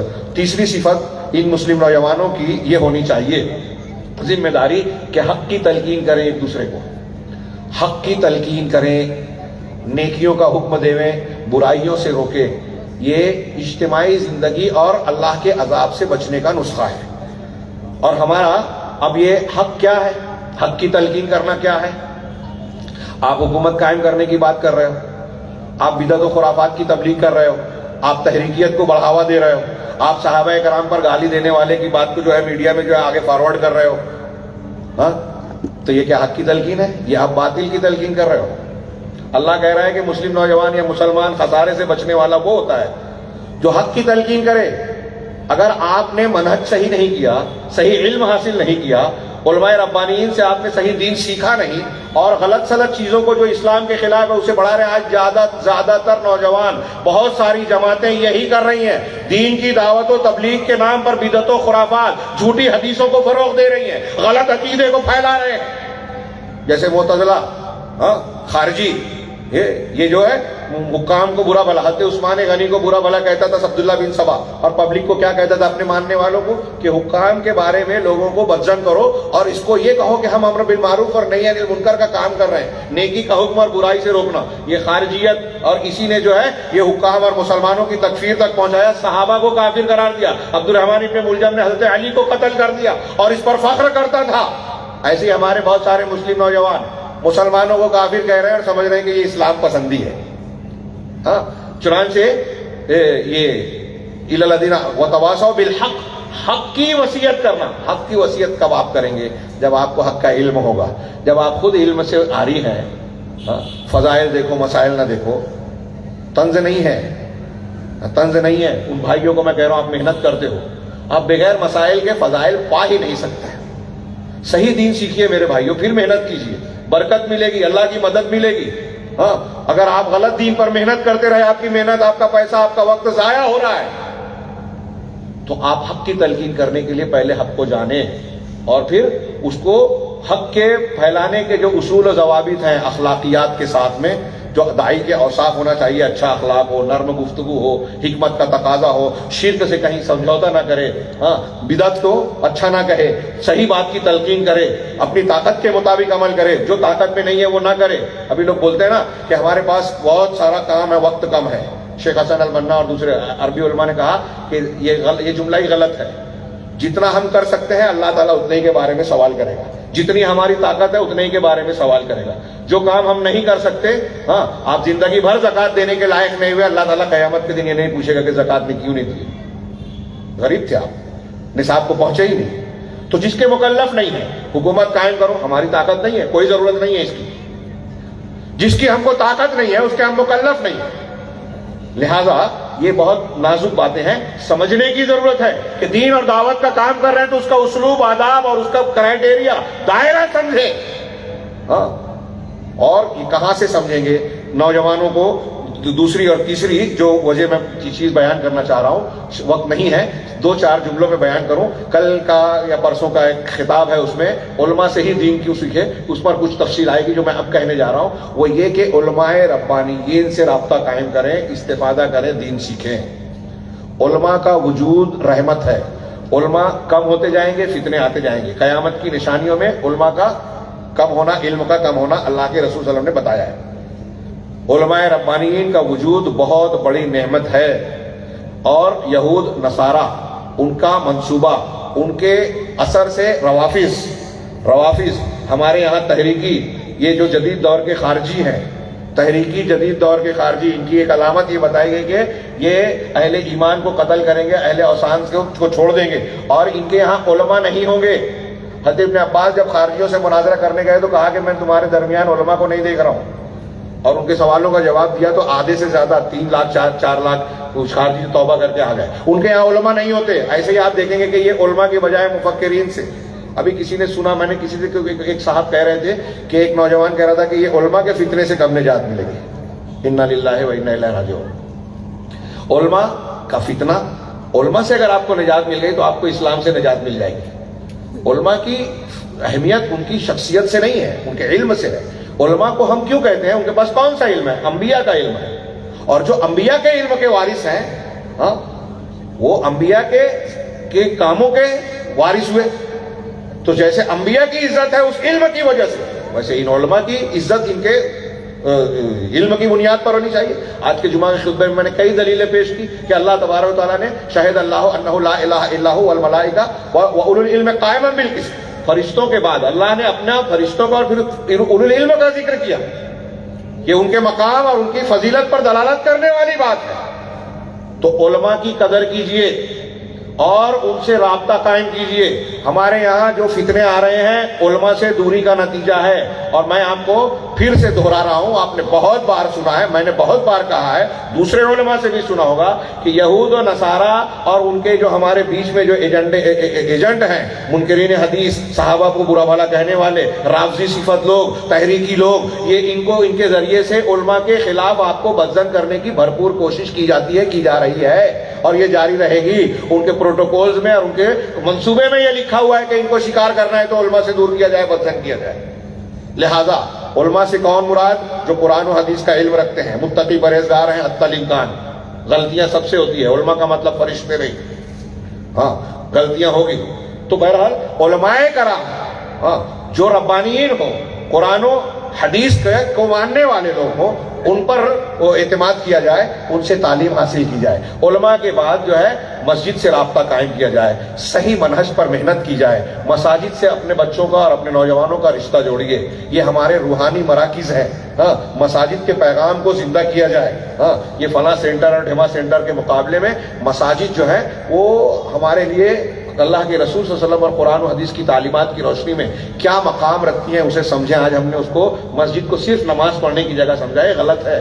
وہ ہمارے لیے درسگاہ ہے، روحانی مرکز ہے، ہمارے بچوں کی تربیت کا سامان ہے۔ 7 سال کی عمر ہو جائے تو لے کے جاؤ، 10 سال کی عمر میں نہ جائے تو ان کو مارو۔ یہ کیوں؟ اس وقت فرض نہیں ہوتی نماز بچے پر، لیکن تربیت گاہ کے طور پر وہاں لے جانے کی تعلیم دی گئی، اور بہت سارے فوائد۔ وتواصوا بالحق کے بعد وتواصوا بالصبر، جب دین کے ان امور پر آپ عمل کریں گے تو آپ کو دقت پریشانی مصیبت پریشانیاں آئے گی، وہاں صبر کی تلقین کی گئی۔ چوتھی چیز خسارے سے بچنے والے کی یہ ہے کہ زندگی کے ہر معاملے میں آپ کو کوئی تکلیف آ رہی ہے، مصیبت آ رہی ہے، نیکی کا حکم دینا ہے، نیکیاں کرنی ہے، وہاں صبر کی ضرورت ہے، برائی سے بچنا ہے، وہاں صبر کی ضرورت ہے، کوئی مصیبت پریشانی اور آفت آ گئی، وہاں صبر کی ضرورت ہے۔ تو صبر کا مقام، ایمان سے صبر کا تعلق ایسے ہی ہے حضرت علی کے بقول جیسے سر کا تعلق دھڑ سے ہے۔ لہذا ایک دوسرے کو صبر کی تلقین کریں۔ نوجوانوں کے اندر جذباتیت جو آتی ہے، وہ صبر کا نہ ہونا، یہ علماء کے اور لوگوں کے خلاف فتویٰ بازی آتی ہے، یہ صبر کے نہ ہونے کی وجہ سے۔ آپ صبر کا مطلب، صبر بہادروں کا کام ہے کہ آپ حق پر ڈٹے رہیں۔ استعینوا بالصبر، حضرت موسیٰ نے فرعون کے مقابلے میں اپنی قوم کو کہا تھا کہ اللہ سے مدد مانگو اور صبر کو اپنا ہتھیار بناؤ۔ قرآن میں کہا استعینوا بالصبر والصلاۃ، نماز اور صبر سے مدد حاصل کرو۔ یہ دو چیزیں اگر ہمارے اندر آ گئیں تو سمجھ لیجئے کہ ہمارے اندر اسلامی کردار کا بہترین نمونہ آ گیا، وقت مکمل ہو چکا ہے۔ اس لیے میں تفصیل میں نہیں جاتے ہوئے صرف ایک جملہ کہوں کہ صبر جو ہے نا، وہ آپ کے مختلف اخلاقیات اور اخلاقی خوبیوں کا مجموعہ ہے۔ آپ کی قناعت پسندی میں بھی صبر ہے، آپ کے جو ہے اللہ رب العالمین کے فیصلوں پر راضی ہونے میں بھی صبر ہے، غریب ہیں امیر ہیں اس پر قناعت کرنا، اس پر خوش رہنا، یہ بھی صبر ہے، بہادری میں بھی صبر ہے، ہر نیکی میں صبر ہے۔ تو ایک دوسرے کو صبر کی تلقین کریں. یہ ایک مختصر سا نوجوانوں کی ذمہ داری کے تناظر میں نے باتیں عرض کی. بہت سارے لوگوں نے اور بھی نکات بیان کیے ہیں، لیکن ہم جتنی تفصیل میں جائیں وہ ان کے ضمن میں آئے گی. آخری بات جو تفصیل سے بیان کرنی تھی ضمن آ گئی ہے، لیکن میں اس کو صرف یہ کہوں کہ جیسے ان چیزوں پر عمل کرنا ہے، نوجوانوں کی ذمہ داری یہ ہے کہ بری صحبت سے، بری عقیدے اور منہج کی تعلیم دینے والے جو دھوکے باز ہیں، بدعتی ہیں، ان سے اپنے آپ کو، اپنے نسل کو بچائیں. اس کی تفصیل انشاءاللہ آئندہ بھی آئے گی. اللہ رب العالمین سے دعا ہے کہ وہ ہمیں دین کو صحیح طریقے سے سمجھنے کی توفیق عطا فرمائے، اور اس کے بعد اپنی ذمہ داریاں سمجھ کر اس کو حتی المقدور اسے ادا کرنے کی توفیق دے، اور اس کی برکت سے دنیا اور آخرت میں جو ہے ہم کو ہر قسم کے فتنے سے، پریشانی سے، عذاب سے محفوظ رکھے، دنیا اور آخرت میں سعادت اور کامیابی سے نوازے. میں اخیر میں جمعیت اہل حدیث کولکاتہ، اس پروگرام کے منتظمین اور علماء کرام، آپ تمام حضرات کا شکریہ ادا کرتا ہوں. اس سے پہلے اللہ رب العالمین کا شکر گزار ہوں کہ ہم لوگوں کو اللہ نے یہ موقع عنایت فرمایا، اور اسی سے دعا ہے کہ ہمارے اس اکٹھا ہونے کو اللہ رب العالمین مخلصانہ دینی عمل میں شمار فرمائے، اور اسے ہمارے دین اور دنیا کے لیے مفید اور نجات کا، نیکی کا باعث بنائے. وآخر دعوانا ان الحمد للہ رب العالمین وصلی اللہ علی نبینا محمد.